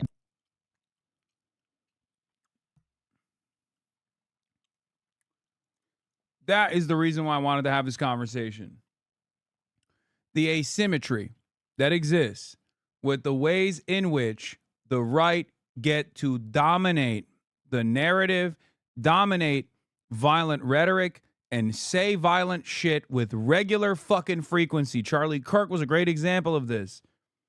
I even brought up Ben Shapiro earlier on in the conversation. They did cut that part out, I'm pretty sure, because I said this is how Ben Shapiro gets away with being violent.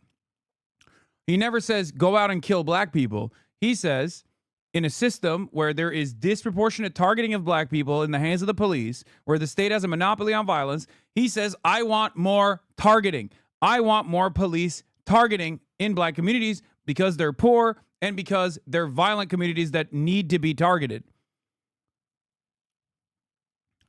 He doesn't have to say that these are violent thugs, even though he does from time to time, or he doesn't have to directly do a call to action in the same vein that like a Klansman does. He can just lean on the pre-existing violent constructs.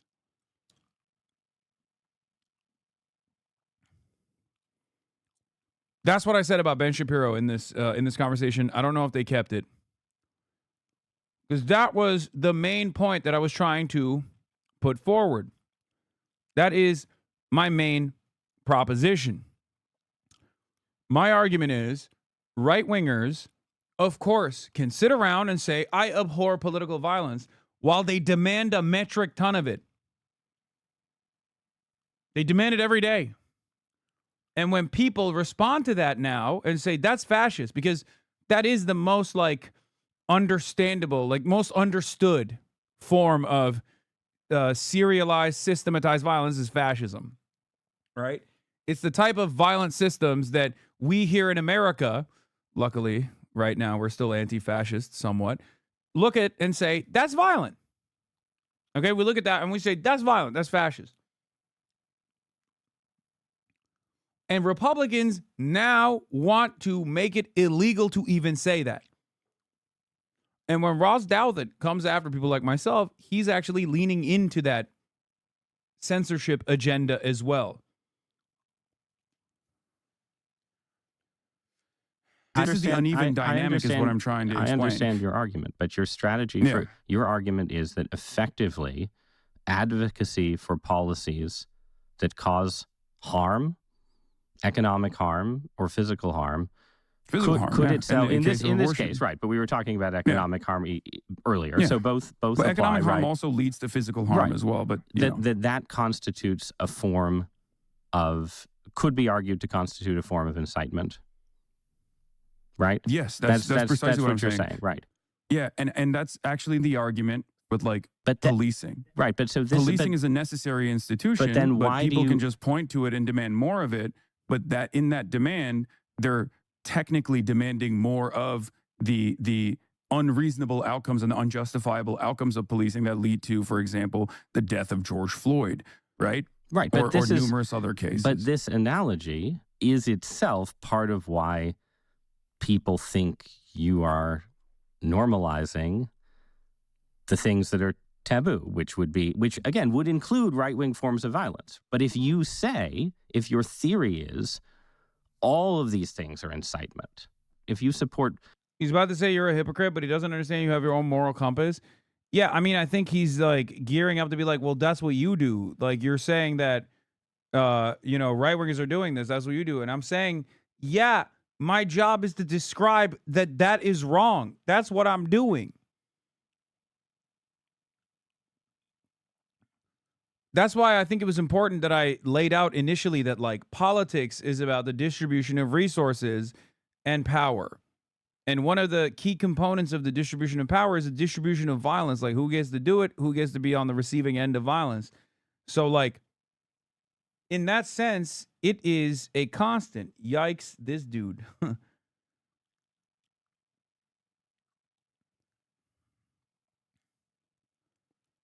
Yeah, right wingers do that for police brutality.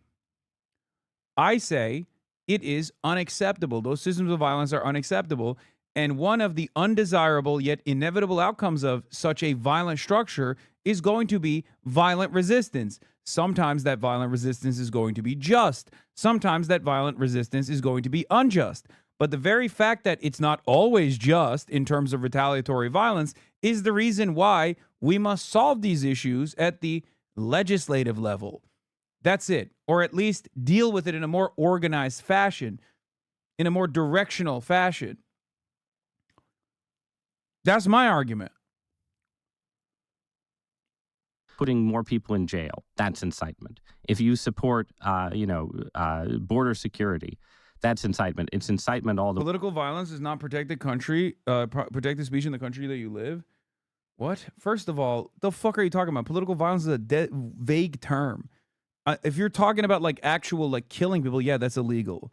But if you're talking about like political rhetoric that could be potentially inciting violence or whatever, that is such a vague and nondescript way to describe anything that yes, free speech would in most circumstances until recently would have kicked in and said, no, fuck that. You can't prosecute that shit at all. Way down. Like you're basically saying the person who incites violence against a politician is in the same position as the person who supports border security. And that seems like an argument that lends itself to encouraging people to commit political violence because you're saying, oh, it's all normal already. What's a little more? What's one more act of incitement in a world of incitement? You're just normalizing it when you make that argument. Yeah, my argument is that I'm not normalizing it. It's already normal. Mm-hmm. I don't want it to be normal. I want it to be abnormal. I want people to actually take a serious look at the violent structures that already exist that from the point of the recipient is already experienced as like a direct form of violence. But do you understand the broader point that I tried to arrive at in these conversations for the record, which of course lend themselves so perfectly to quippy clips to just make it seem as though, you know, this is a person that is very clearly inciting a certain thing. Or do you think I'm just like dancing around the issue? You can be honest. I think that I'll be honest. I think there's a reason that certain kinds of Marxism and socialist radicalism, when they... You ain't challenging me? Come on live. It will be. What the fuck? Are you trying to go meat for meat? What's this? Are you trying to go sword fighting with our penises? Take power or trying to come to power tend to resort to violence. And it is inherent in the argument that you've made. I'm not saying it's an argument that doesn't have a certain power. If it didn't have a certain power, lots of people wouldn't have believed in it, right? There is an inherent violence in the use of state power. There is an inherent coercion in all kinds of policies, including policies that I support, right? Mm-hmm. You know, I support restrictions on drugs, right? That probably you do not, that absolutely involve coercion. I believe in restrictions on bodily autonomy enforced by state power that uses violence. I believe in that. Yeah. I understand that someone can say, as you know, as a radical on the left, this violence exists and we want to redirect the violence. And do I think that you, Hasan Piker, you know, prosperous media personality in Los Angeles, are enthusiastic about, you know, the expropriation of wealth and punitive violence by communist death squads? I don't think you are. But I think that the reason you have strong taboos against sort of, you know, about, I will say what I'm enthusiastic to prevent that slope from slipping in that way. Okay, so I am enthusiastic about the expropriation of wealth for people such as myself as well in the form of taxation, though. And that's basically the grand design that I have. Right now, though, no one's going to deplatform you, right? You know, Twitch is not going to suspend you for saying that you want to raise taxes on the rich and use the force of the state to take. But what do you think? Like, do you think it was reasonable for Twitch to suspend you for a day for talking about killing Rick Scott? Like, what are the obligations, I guess, I'm asking, of... What's so crazy about this also is, like, he plays fast and loose with the killing of Rick Scott thing, because he also, like, early on recognizes that it's not a death threat, right? Like, he very quickly starts the conversation by being like, it's not a death threat. We both know it. And then he just still kind of brings that back in this way, where it's like, what am I supposed to do? Like, literally fucking talk about that endlessly? I can't. I have to move on. Of platforms with this stuff. Yeah, no, I think it's understandable that Twitch did that, which is why I apologize for the use of my language as well. Like I said, there are certainly instances where it's an emotionally charged conversation, or I'm being careless, and it comes across it reaches an unintended audience that sees it as in this like super short format in a very negative way. It's unfortunately a byproduct of the medium that I'm in. But you're okay. Real-time discourse happening with random anonymous accounts. But you're okay with some kind of taboo maintenance here. Oh, for sure. Yeah. In order for normal discourse to flourish, obviously, some kind of terms of service need to be implemented. You know, like a direct call to violence is, of course, going to be considered unacceptable. I totally understand that. Even if it's like being made in jest, or even if it's like being misunderstood in that moment without the appropriate context. Yeah. Having said that, however, if we're talking about like broader things, and we didn't really get to talk about this a lot, but a deplatforming initiative has taken place on Twitch and on numerous other platforms, mostly championed by the ADL and some other actors as well, because of my consistent anti-Zionist advocacy. I am an avowed anti-Zionist. I openly say it. I have also spent all of my professional career combating anti-Semitism, which has grown in this country as well. And yet, a lot of these organizations, I think, and a lot of people have falsely maligned and smeared me as an anti-Semite, despite my advocacy against anti-Semitism. So this brings us to the last area I want to talk about. Yeah. You've mentioned a few times growing up in Turkey. Mm-hmm. Just talk about for a minute your background in the Middle East and how it shaped your politics. How it radicalized you might be a good way of putting it. Yeah, I mean, I have, I think, a very different opinion about American foreign policy than the average American has, due to the fact that I didn't grow up in America. I had more proximity or a closeness to, I guess, the recipient of American violence and American intervention, being someone who grew up in Turkey. And yes, bro, Middle East is a wild way to talk about it, but it is what it is. Come on. Therefore, my starting position is very different to the way that like the American world police narrative was designed in the United States of America, admonishing its enemies, making them seem as though they're barbaric and deserving of like some kind of direct military intervention. These are things that I obviously considered to be not only wrong, but also incredibly consequential. This kind of sentiment was incredibly consequential for people who had to live in these countries and had to be victims to boots on the ground military warfare and even like the drone wars that greatly escalated under Obama. What do you think about the government of Turkey? I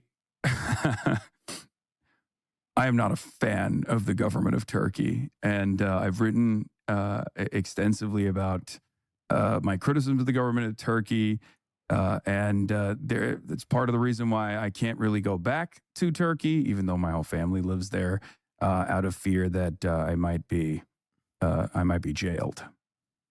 And I don't think the Trump administration would demand my return as an American citizen.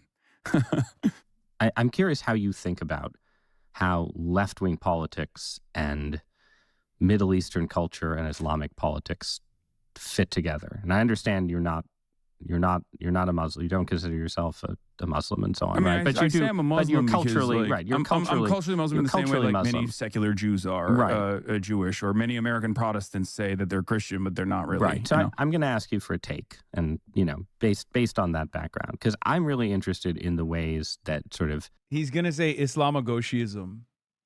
Dude, the mind of an American right winger that is like an intellectual version is so funny, because the intellectual version of the American right is Ross Douthat, right? And that is literally the perspective that he's about to describe here is like the average racist in France, okay, down the fucking street. Because he is trying to intellectualize Islamogauchism, okay, Islamo-Marxism, Islamo-leftism. This is like the hot European bigoted sentiment. In America, we look at that as like an advanced version, an intellectual version, an intellectual man, a thinking man's way of saying Mohammedan. Conservative forms of Islam and the culture of the progressive left right now fit together, both in Europe and the United States, because in a way, these are some of the most different groups you can imagine, right? Sort of forms of Islamic cultural traditionalism are pretty distant from the norms and mores of like the secular Western left, right? At the same time, including on some of the issues that you've been talking about, opposition to U.S. foreign policy, Israel, Palestine, and so on, there's a very strong alliance often between... it's like the classic thing. It's like, yeah, these guys are barbaric. They don't abide by your worldview. Why do you want them to... why do you not want them to be genocided? And I do this thing where I was explaining to him like a worldview that I find morally repugnant or abhorrent that is not morally equivalent. I will use the KKK example here instead of Hamas. And then I also explain like, but this isn't obviously a perfect example. I'm just using the KKK as the most extreme position that I completely disagree with, right? Even those people I don't think should be fucking firebombed and killed and genocided or whatever. But anyway, let's keep going. Of Muslims who feel the U.S. is too imperialist or too pro-Israel, right? And these groups, and it's a pretty important force in European politics, and you see it. I think you see it more in progressive politics in the U.S. right now as sort of opposition to Israeli military operations. Also, dismissing the progressive aspects of Muslims while calling them evil because of Islamogauchism. Yeah. If you're Muslim, automatically you're barbaric and evil and right-wing and backwards. Also, oftentimes the people that say that are literally evil and backwards and right-wing, which is really funny. It's something that I joke about all the time. Like, conservatives hate the conservatism of brown conservatives, right? Like, how many times have you heard, like, Ben Shapiro? Or even, like, fucking Asmongold will do this sometimes. We'll be like, oh, they hate trans people over there, right? And it's like, but don't you also kind of hate trans people? Like, I don't understand. You don't want them in your fucking video games? You make a big deal out of it all the time? Or not even Asmongold. Grums. Grums is a great example of this. He was celebrating that Saudi Arabia bought Electronic Arts. And he was like, finally, no more gays in video games. I'm like, dog, hello. Do you fucking hear yourself? You're saying like, awesome. Now it's like the Saudi kingdom, which is perhaps the most like fundamentalist, long-standing form of monarchy, will now control the cultural output of this formerly beloved, not really, but this otherwise like Western enterprise, and you think it's like awesome. You're basically saying like, oh no, it's cool. Like I want the Taliban to own EA Sports, like that's, or EA in general, because like that I hate the gay people in the same way that like I think the Saudi government hates gay people. Is that the argument? Like, that's what you're honestly saying? Okay, cool. Thank you for being honest, I guess. That has become more and more of a litmus test.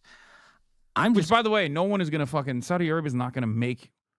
is not going to do an anti-woke initiative for fucking EA. They don't give a shit. They just want They just want to diversify their fucking portfolio. People are so stupid. Yeah, I'm just curious if you have thoughts on like how that fits together. These two very different, very culturally different groups having a kind of alliance of, is it alliance of convenience? Is it something more? What do you think about that?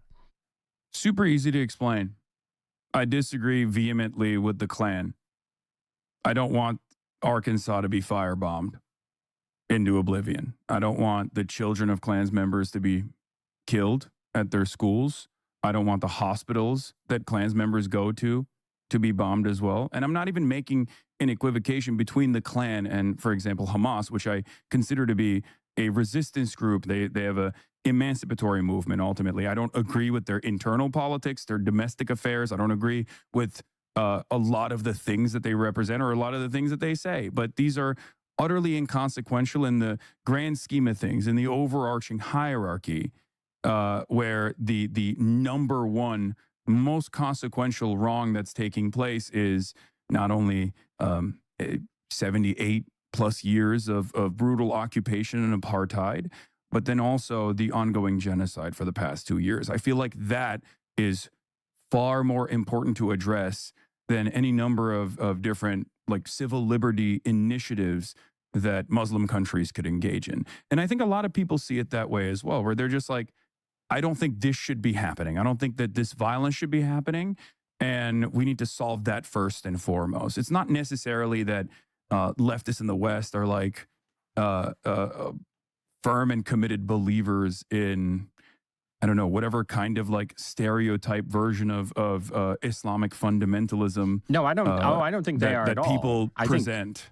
No, I completely agree. That's I think a big part of why it's an interesting political formation, right? I'm going to run with the Klan analogy just because you offered it to me, right? Like, if there was a war against a small political state controlled by the KKK that followed in the aftermath of the KKK going out and killing a lot of African Americans, black women and children, and the larger region consisted of a bunch of regimes that, even if they weren't fully KKK, had some sort of white supremacist. He thinks this is a gotcha, but it's not, and you'll see why. Just, elements at all were authoritarian and so on, right? Like, I feel like a lot of people would see a little more complexity in that drama than you do in the way you talk about Israel and Zionism. Yeah. And I should say, I think opposition to and skepticism of the Israeli strategy in Gaza is totally understandable, and I've expressed it myself, right? But you're something more. Again, you're an anti-Zionist. Yeah. You've said, as long as we're doing KKK things in one of your arguments, you've said sort of, a certain kind of Zionist tendency should be treated the same way we treat neo-Nazi tendencies, right? And then that kind of rhetoric shows up around on the left. These are my favorite moments. I know, like, in the New York Times circles, see, the other stuff, like Luigi Mangione, whatever, like, well, not Luigi Mangione, but like landlord stuff, like those sorts of things, the New York Times readers are going to be like, ooh, that's kind of scary, actually. But many of them are adults, and they're obviously completely aware of, like, what is taking place here because they're fucking tuned into the goddamn New York Times. They know what the fuck Trump is up to. But these guys think that those statements are actually reflected on poorly by the audience. When the audience hears me say those things, his audience, New York Times readers, when they hear me say those things, they're going to be like, oh, I agree with everything that you just presented as like violent and negative commentary.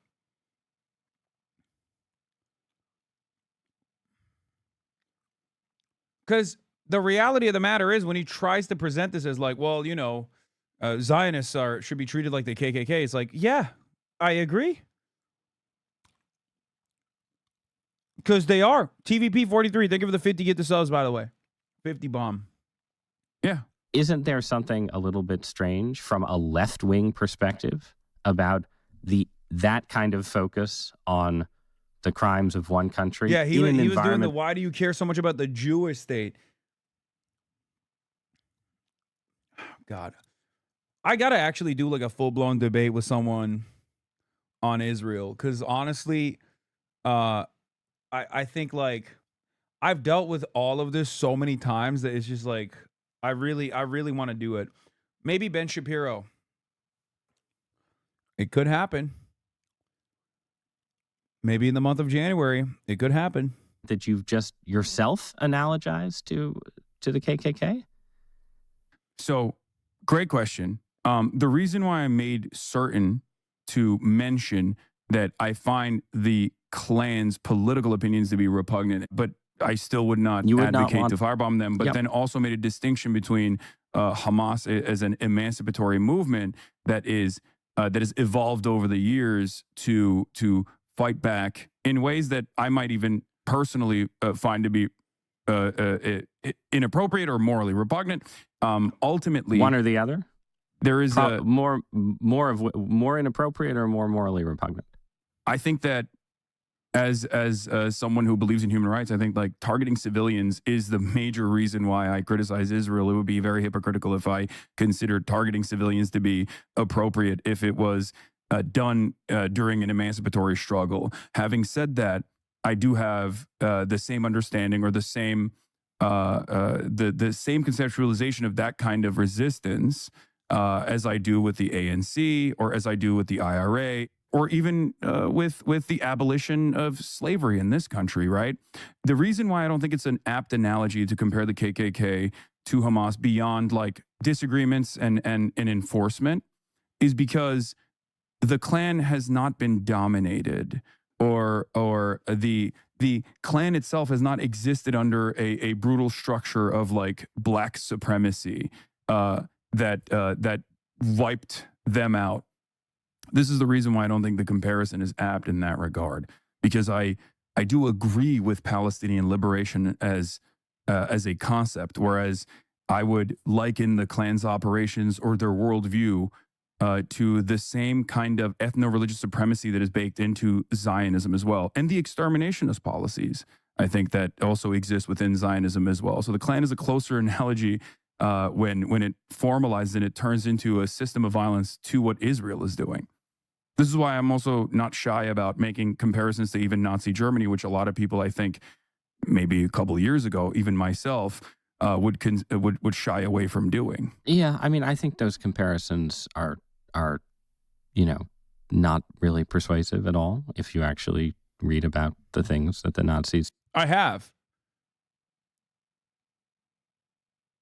This is where it gets a little bit more heated, because this is where he goes into New York Times mode, okay, where he's like, okay, burp, burp, must defend Israel. Did on the Eastern Front and compare them to, whatever war crimes you accuse Israel of.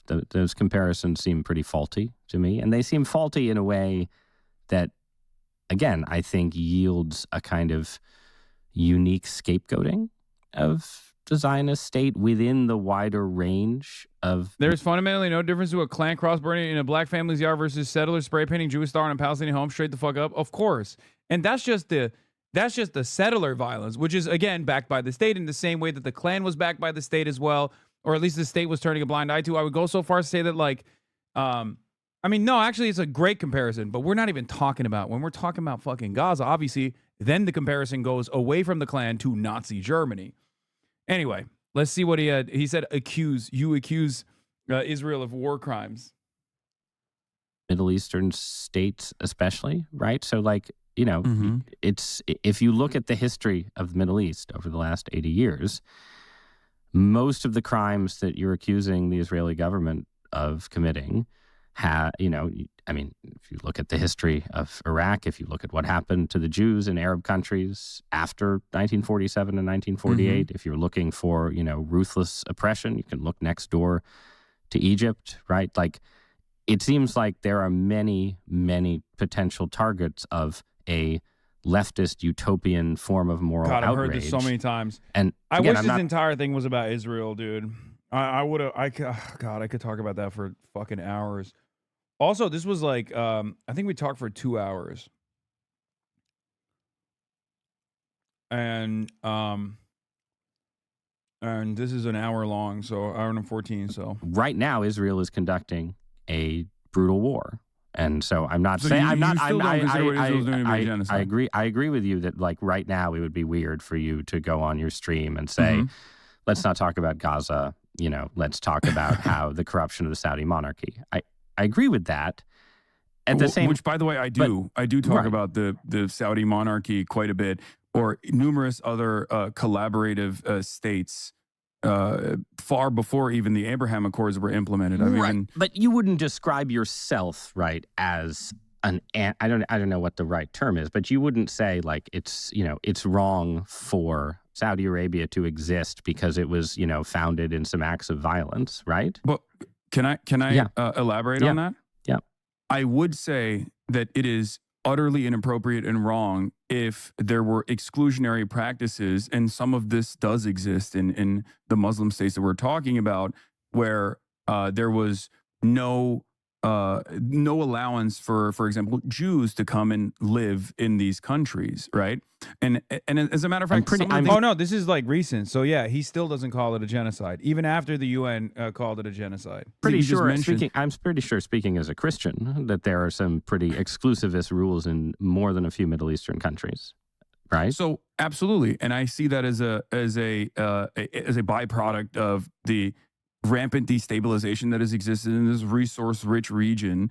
And my criticism against these countries not having the allowance or not having any moment of respite to be able to evolve, I see that as a byproduct of American imperialism and Western imperialism as well, because it makes it a lot more difficult for people to have any sort of civil rights struggle when they're so predisposed with being bombed or being destabilized in one way, shape, or form, either in the hands of Israel as a destabilizing factor in the region, or directly through American intervention, British intervention, and the like for coups and whatnot to take place in these countries. It makes it quite difficult for the regime change to take place in a revolutionary manner. And the Iranian Revolution also is a great example of this as well. When you put a puppet state in charge that is Western aligned, a lot of people, and that puppet state must enforce its dominance over and over again through brutal practices of torture and mass incarceration, people are inevitably going to revolt against that.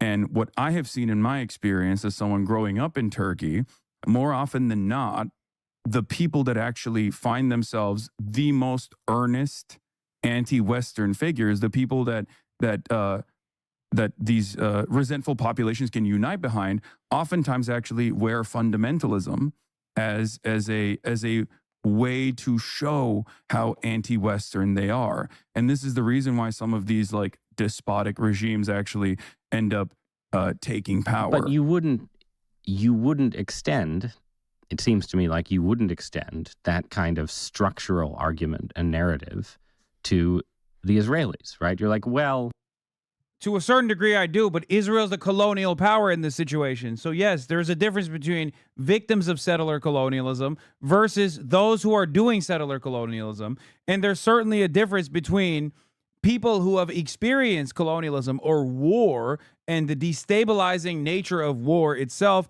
or even CIA intervention, like in the case with Iran, are obviously going to have revolutionary movements that are going to have fundamentalist leaders, because those are the earnest anti-Western figures. Israel is not a comparison that you can make with Iran, because Israel's fundamentalism is similar to America's fundamentalism, which I think I brought up here as well, where I talk about Israel growing in its hate because of its refusal to examine the inherent contradiction of the humanity of Palestinians that they always have to dehumanize and then forcibly excise from the land.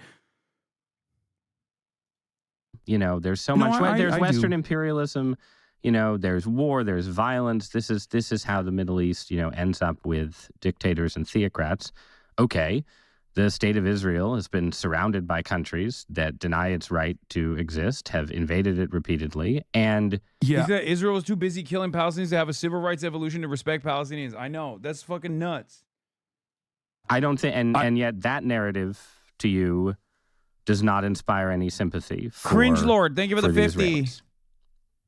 Because they're currently winning. It's incorrect to say that my analysis does not factor in like externalities or resistance against like Israel's incursions, for example. Ultimately, it goes back to did the Palestinians have good reason to say we oppose this?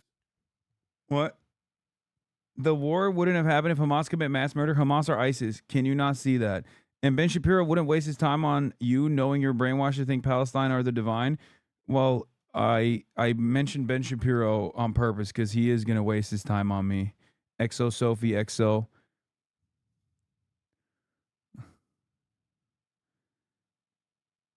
Okay. You can go back hundreds of years, and they always started their own wars with 5 Jewish countries. You know what's really funny about this, by the way? You know what's really funny about this? This is a damn near verbatim, identical argument against, like, Muslims that Nazis used against the fucking Jews, dude. That's what's so crazy to me. Like, Jewish Nazis straight up took what anti-Jewish Nazis were saying about Jews and made it their own thing. This is literally verbatim the 109 countries narrative. Bar for bar. When you hear Nazis go, oh, it's got to be a reason why Jews were kicked out of 109 countries. That's what these fucking stupid Zionist Nazi morons are doing. They don't even realize it. There's not even a fucking shred of irony in this situation. Okay? Not even a little bit of an irony. Like, you don't even understand it. You don't understand that you are literally a fucking neo-Nazi, okay? You are a Jewish neo-Nazi. How is this so difficult to fucking comprehend? This is unironically the exact same thing that neo-Nazis say about Jews. There's a reason why they got kicked out of 109 countries, right? That's what they say. That's what neo-Nazis say about Jews. You're saying that about Muslims. There's a reason why nobody wants the Palestinians.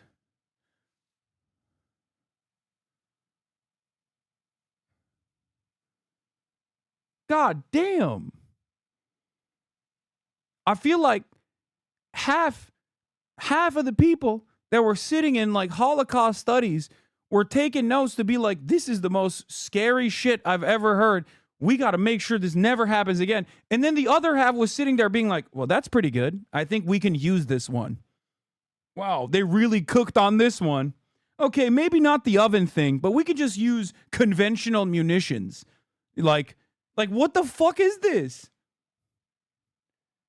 It literally feels like you were taking notes when during Holocaust studies. They'd be like, this is what we should do to the Palestinians. This is what we should say about the Muslims as a whole and the Palestinians as a whole. What the fuck happened?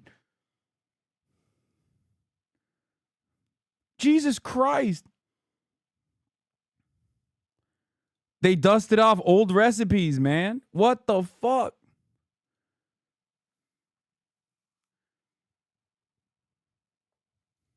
Opposed the Israeli state. Was it born out of ancient anti-Semitism? Check her reply bar for bar. What'd she say? What'd that dumbass say? It's facts, nothing Nazi about it. Yes, Nazis say that about Jews, dumbass. And when they're called out for it, they turn around and say the exact same thing. You're so stupid. God damn. That's just fascism. That's just fascism. There's no better description that this is a fascist ideology than this exact conversation that just took place. Or was it born out of an emancipatory need that all indigenous people have, all peoples of the world have in terms of developing autonomy? Well, it could have been, argument but it that could have Israel been makes for its own Jewish determination, right? A Jewish state's self-determination, But surely it could be both, right? You could say, of course, there's an admirable, understandable desire for emancipation, a desire to have your own homeland. But at the same time, at a certain point, when it hits, a certain level of, KKK style hatred, you would say, even if the original motivation is correct, even if they're understandable motivations here, something has gone wrong. That's precisely the reason why it invokes a violent reaction, though. But ultimately, that is what Zionism ends up becoming. And like, he doesn't understand. I think he's talking about KKK style when talking about Hamas, and I'm talking about Israel. Like, That's why I was like, yeah, you're right. Of course, the KKK style hatred is going to invoke some kind of violent resistance. And I'm like, no, that's why Hamas is resisting violently. If left unaddressed, this inherent contradiction, this notion that of Jewish, like, he doesn't understand that the comparison is more apt when we're talking about like KKK versus Israel. The comparison is more apt for Israel instead of Hamas. Self-determination is presented as like a totally normal thing. Everybody has self-determination. People have a right to develop their own nation state, but this one specifically has demographic concerns that require the eradication or the mass displacement of the indigenous population that do not fit the in-group, the demographic in-group. Come on, tell me that's not a cookening though for like liberals. I mean, yeah, everybody has a right to self-determination, but you can't do that by being like, my self-determination requires me to be an ethno-state. Sorry. That's a cookening, all right? And that is at the heart of this problem of how certain societies get more and more comfortable with fascist violence. All right, I see this as a dual problem in America as well as Israel. So let's just take that, because I know you have to go stream. This is the last. I mean, I could talk about this all day, by the way, especially on the New York Times. I mean, this is not. I'm sure you will be talking about it all day. Some of us. I told the facts, the history of brainwash to think different is facts. Dude, check it. Your and your followers are in a woke world that will make you see. What are you talking about? Like, what are you talking about? What are you talking about? Dude, you literally said Palestinians are getting kicked out all the time. Arabs are the ones who always start the wars. And you're straight up using Nazi rhetoric when talking about Jews, okay? Like, this is what Nazis say about Jews. If that's not enough for you, I don't know what else to say. You're wrong. You're fucking wrong. You're just straight up wrong, okay? Jewish people were not, or Jewish people were there. 2% of the population in Palestine was Jewish, but Jewish people did not like materialize there. And then all of a sudden, everyone was like, whoa, what the fuck? Like, we have to purge the Jews because we're anti-Semitic. Like, that's not how this happened, okay? It was a settler colonial occupation deliberately designed to slowly but surely, through a process of aliyahs, through a process of immigration initially, pilgrimages, okay? In the same way that like the early colonists did in the United States of America, came in and caused a lot of chaos. The indigenous population understandably resisted against it. There were riots and protests and whatnot. Some of that even turned bloody and deadly. But ultimately, the colonial power pulled back and the Zionist brigades took over and mass slaughtered and then ethnically cleansed. It seems like about 75% of the comments like you and about 25% don't. Yeah. Anyway, ethnically cleanse the Palestinians. Oh, God, I can't believe we're doing this. Too scared to read the whole thing. 99% of the population think the way I do. Dude, you are literally fucking schizo. Straight up, no one agrees with you. The overwhelming majority of the population is anti-Israel, and a scary percentage of the population is now also anti-Semitic as well. They're not even just anti-Israel. They are unimaginably anti-Semitic too. And a lot of dumb fucks, I don't even know where they fucking exist, but they just straight up think that that's not the case.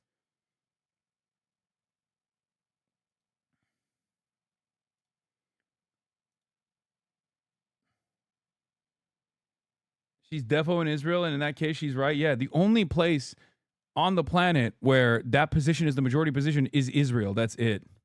Some of us, though, don't have the same stamina. So I'm just going to ask a last question off that point, right? You're talking about parallels between the Israeli situation and the U.S. situation. You know, you're talking about, you know, the idea that the Israeli situation represents fascism facing resistance.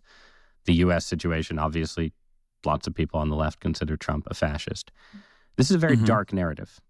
And one of my recurring sort of themes over the last month has been watching the left as an outsider and seeing it go dark, in effect, get really, really pessimistic. So I want to ask you about that, about nihilism and despair. You have a worldview, you know, that has a very bleak. Bro, hit the NVE talking points, by the way. Like, even the nihilism. The last point is like, even the nihilism. Like, if I was transgender, he'd be calling the authorities. You know what I mean? It's like dangerous, violent rhetoric, anti-capitalist sentiment, anti-American sentiment, anti-Israel sentiment. Like, this is straight up like the last thing that I don't have, which we didn't get into, was like the dangerous gender rhetoric, extremist rhetoric around gender. And if he had hit that one too, because nihilism he's talking about too. Wait, he deadass thinks you have a nihilistic worldview? No, I don't think he thinks I'm a nihil. I don't think he thinks that. I think he's just asking that question because there is a lot of nihilism out there. Of the U.S. empire as a global force. I wouldn't say that. Okay, so tell me why you're optimistic. Let's end there. Yes.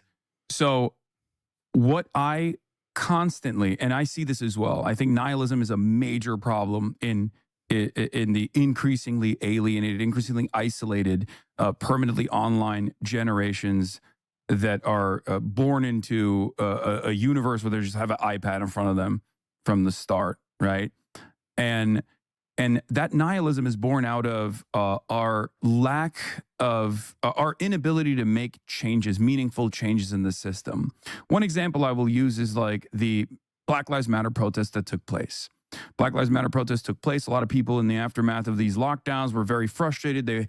They saw something that was so patently unjust, and they wanted to make demands. They did all of the right things. They protested. Some of those protests actually with police intervention, in some instances turned even violent, right? Many people were arrested as a consequence of this, but the broad majority of the protests were started off peacefully, and the argument was perfectly reasonable. We have to do something about the unfair practice of policing in Black and brown neighborhoods, and the systemic racism that exists within the criminal justice system.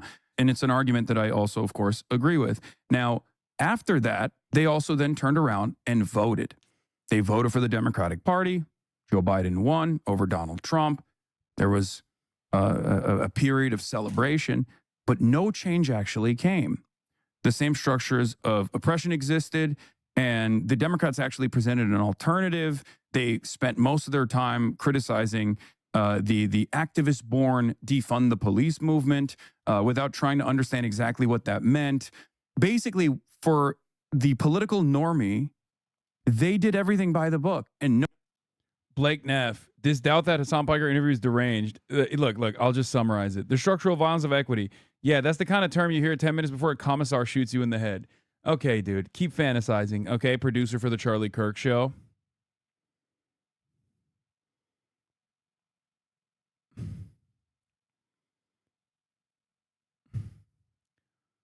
Like, what am I supposed to do with this? What am I supposed to do with this? Like, that's just your fantasy, okay? You have derived a fantastical narrative, a hysterical narrative off of this conversation. That's not my fault. Like, how am I supposed to literally be like, well, I guess you have a sincere fear here. Go ahead, sir. Lock me up. Like, what do you mean?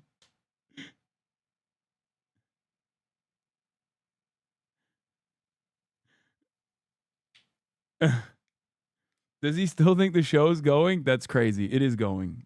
It's Erica Kirk's show now, okay? 40K Nazi spotted? Where? When I'm talking about violence, it's an abstract concept, so I don't go to jail. Okay, dude. No change came. What do you expect in the aftermath of that but nihilism? But my solution to that has always been to maintain revolutionary optimism. I tell people not to succumb to nihilism all the time. I tell people to maintain revolutionary optimism. And the reason why I say that is because I myself understand how change takes place, how long it takes for actual systemic change, seismic shifts to take place in society, even in a democratic one that maybe is a theoretical democracy but doesn't actually abide by the democratic wishes of the majority. I know that these things take time, And one thing that I have seen that has given me tremendous confidence has been the attitude, the societal attitude on the issue of Israel. I think the sheer brutality of Israel's conquest over the Palestinians, what I and the international community now recognizes as a genocide, has, I think, made people, in spite of the media sanitation, made people reflect on that and made people recognize the truth. So that actually gives me a little bit of hope that I think people do have the capacity to see exactly what's going on and have the capacity to recognize right from wrong and to demand change, no matter how impossible said change feels. Hasan Piker, thanks so much for joining me. Thank you for having me. You're very welcome. I gotta talk to Ezra, bro. That's what I gotta do. I gotta talk to Ezra. Give me Ezra. I'm going after all the New York Times guys one by one. Drop the T on what he cut. I don't really know. I think Hasan actually walked an impressive line in this interview. No rage bait, but politically advantageous considering the audience here. You can see the exact moment Ross finds out you can't throw Hasan around like a chunky Reese Witherspoon. Wait, what? Insane interview. Ross putting words in Hasan's mouth and basically saying, I don't believe you when you say you don't advocate for violence is embarrassing. For those who are not aware, the guy on the right is 45 years old, only 10 years older than Hasan Lamau. The hilarious way Hasan will describe his worldview, then this New York Times dude tries to reframe Hasan's statement by inserting as many violent semantics as possible, and then just ask Hasan if he agrees with it. This isn't a debate, just an agonizing series of attempted gotchas. The U.S. is literally in the middle of a far-right coup that will probably never be undone, and the centrist intellectuals think the problem is socialist, same as it ever was. That's why. Like... That's why the right-wing worldview is so funny because, I mean, this guy perfectly describes it. The audacity of that interview calling the left dark after saying he's okay with systematic violence on women and denying the genocide is actually wild. Like, this is why I have hope, okay? Because there are so many liberals themselves who look at what's going on right now and are understandably disturbed, understandably terrified about the future, okay? Understandably terrified about the future. And therefore, they're trying to make this a thing. Yeah, this is the takeaway. The main takeaway from the New York Times thing is like the right-wingers are trying to use only this clip to be like, well, you know.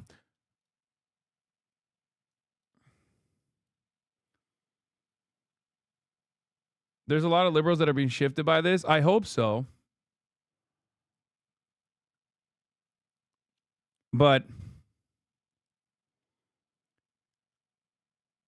basically, Ross, I think you lack the understanding of the term adventurous and its meaning in the leftist circles. You keep saying adventurous if it's on the hunt meant it as a compliment. Adventurism is frowned upon by most Marxists seen as lack of understanding of theory and discipline. Well, actually, one of the things that I got taken out was I think I was talking about. What was I talking about? In the adventurism conversation, there was another thing that I brought up that I can't remember now. But I don't think they took anything like super significant out of that conversation. Oh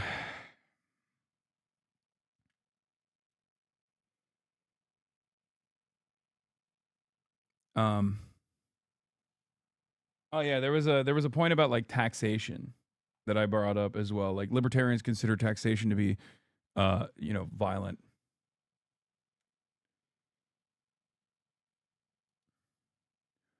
Your haters are dumb as rocks. Hasan haters are a different breed. The bozo who posted the LSF video that ContraPoints reposted also said that Hasan is too afraid to go outside because of the environment he helped create. Hasan is in Paris, France right now. Meanwhile, Hasan is too afraid to go outside because of the environment he helped create.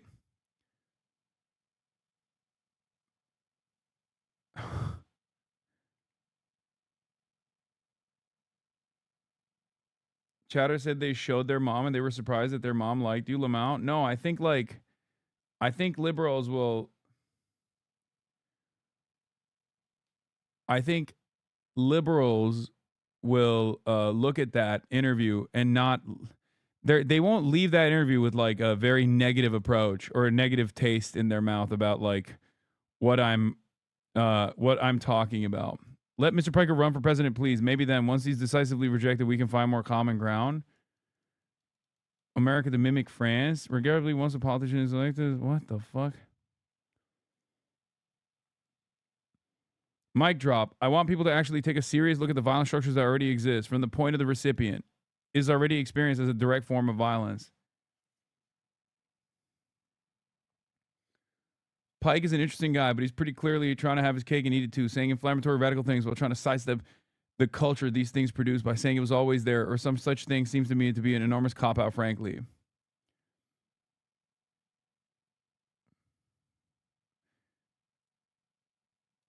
In an era of such profound inertia, who hasn't entertained the thought? What leverage is required to effect meaningful change? We acknowledge that violence is not merely a social construct, but a fundamental observable element of nature, a force capable of unimaginable cruelty. Yet as a society, we are bound by principle, and we rightly denounce it. The irony is that the true glorification of force often comes from those in power. After all, Trump has explicitly equated fear as the ultimate source of power. While figures like Hasan Piker may occasionally push boundaries in their rhetoric, their honesty is a vital counterpoint to the political hypocrisy. Let us remember that revolution, which need not be violent, is sometimes a necessary catalyst. The collective task of discerning that moment falls to all of us. This got to be ChatGPT, right? I feel like it's a ChatGPT moment, maybe.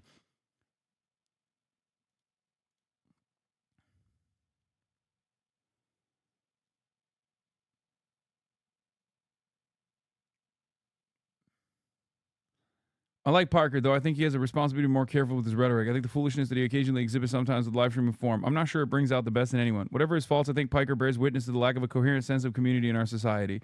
That is something the far left is attempting to address, while the center seems satisfied with the same old liberalism. They don't see that is what brought us Trump, but Piker does. He's ahead of the game in most aspects.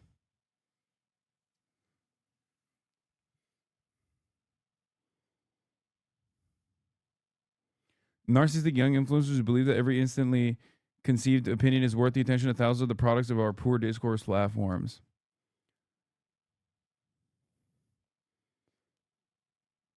Interesting how we can't have a similar discussion about Charlie Kirk's views, and not just because of his murder, but because the right in his rush to canonize Kirk has to ignore the mainstreaming of racism and sexism he advocated. Why is a liberal or even a Marxist revolution to be feared, but beliefs that have held women back for thousands of years, left minorities in fear, are celebrated? God forbid we advocate for a living wage or reasonable apartment rents, but if you want to promote lynching or celebrate women being forced back in the kitchen, why you're a hero worthy of comparison to Jesus himself? Let's pause and reflect on the fact that Jesus was pretty much to the left of Pike here. Pike. Proclaiming the need to feed the hungry, house the homeless, and forgive our enemies. But sure, clearly all of our problems are due to the excesses of liberals, right? Jesus would want mass ICE stormtroopers in our neighborhoods. Or maybe the real hypocrites are those who pretend to be Christians. Maybe the real messengers are those who pretend to be secular Marxists. Maybe the rich aren't supposed to be our models. What the fuck? Brother, the New York Times comment section is writing revolutionary prose. It's like, I didn't realize. Amazing. This is the first time I've seen an actual Marxist be given even a second of time in a newspaper that lately seems to spend more and more time in articles that make fascism seem normal. If people heard what actual Marxists and anti-imperialists had to say, they might actually find themselves agreeing with us, which I have to assume is why we are so rarely allowed to speak in this space. I sincerely appreciate Douthat allowing this rare glimpse of a different world. I really enjoyed the arguments put forward by Hasan, but this interviewer is really bad. He regularly interrupts Hasan, and he keeps trying to imply things that aren't true about him. It's really gross and condescending, especially considering how the current administration is cracking down on free speech. This guy, people like this guy cracks me up. Free schools, free healthcare, free everything. Sounds fantastic. Problem is someone has to pay. Pay the teachers, pay the doctors. I guess this is what you get when you sit in front of a computer for 7 hours a day. Yeah, Don didn't like it.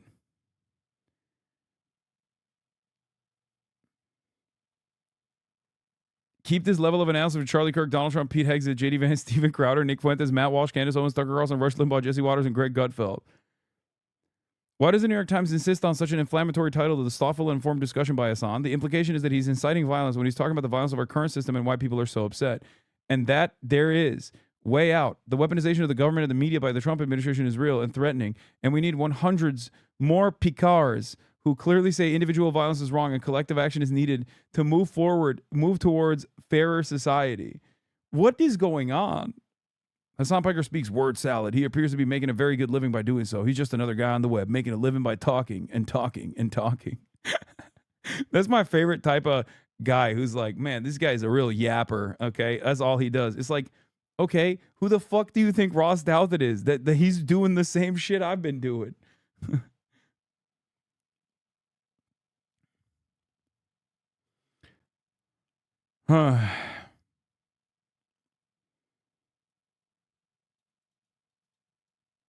What is this? To be a socialist, to understand how hollow those symbols are without a commitment to those in power little represent. Too much wealth is concentrated in too few hands. And now those hands are pulling the strings of a fascist administration. Our democracy is dying while they get rich. They are the enemy. The sooner you accept that, the sooner we can start fighting in earnest. Oh my God.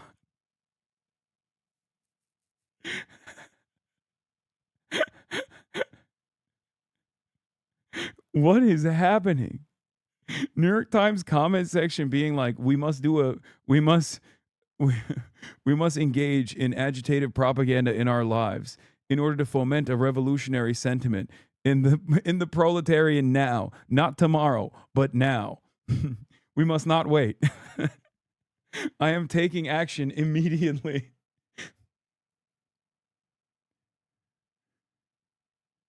This Penn lecturer is full of himself.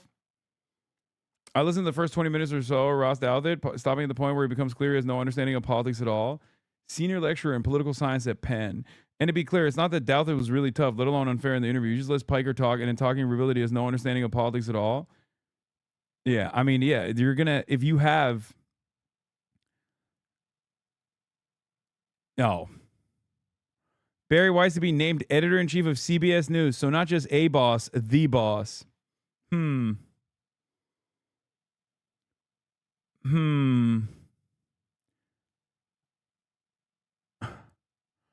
Oh, this is my favorite type of, he hates Trump because of populism. These guys love talking about populism. That's the real issue is the populism. That way you can say the extreme left is populist and they're wrong, and the extreme right is populist and they're wrong.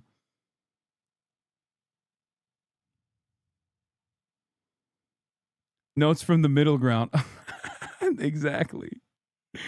Oh, these guys are awesome because their ideology has been such a spectacular failure, and it has unironically led to the development of a fascist movement, not only in this country, but all around the world.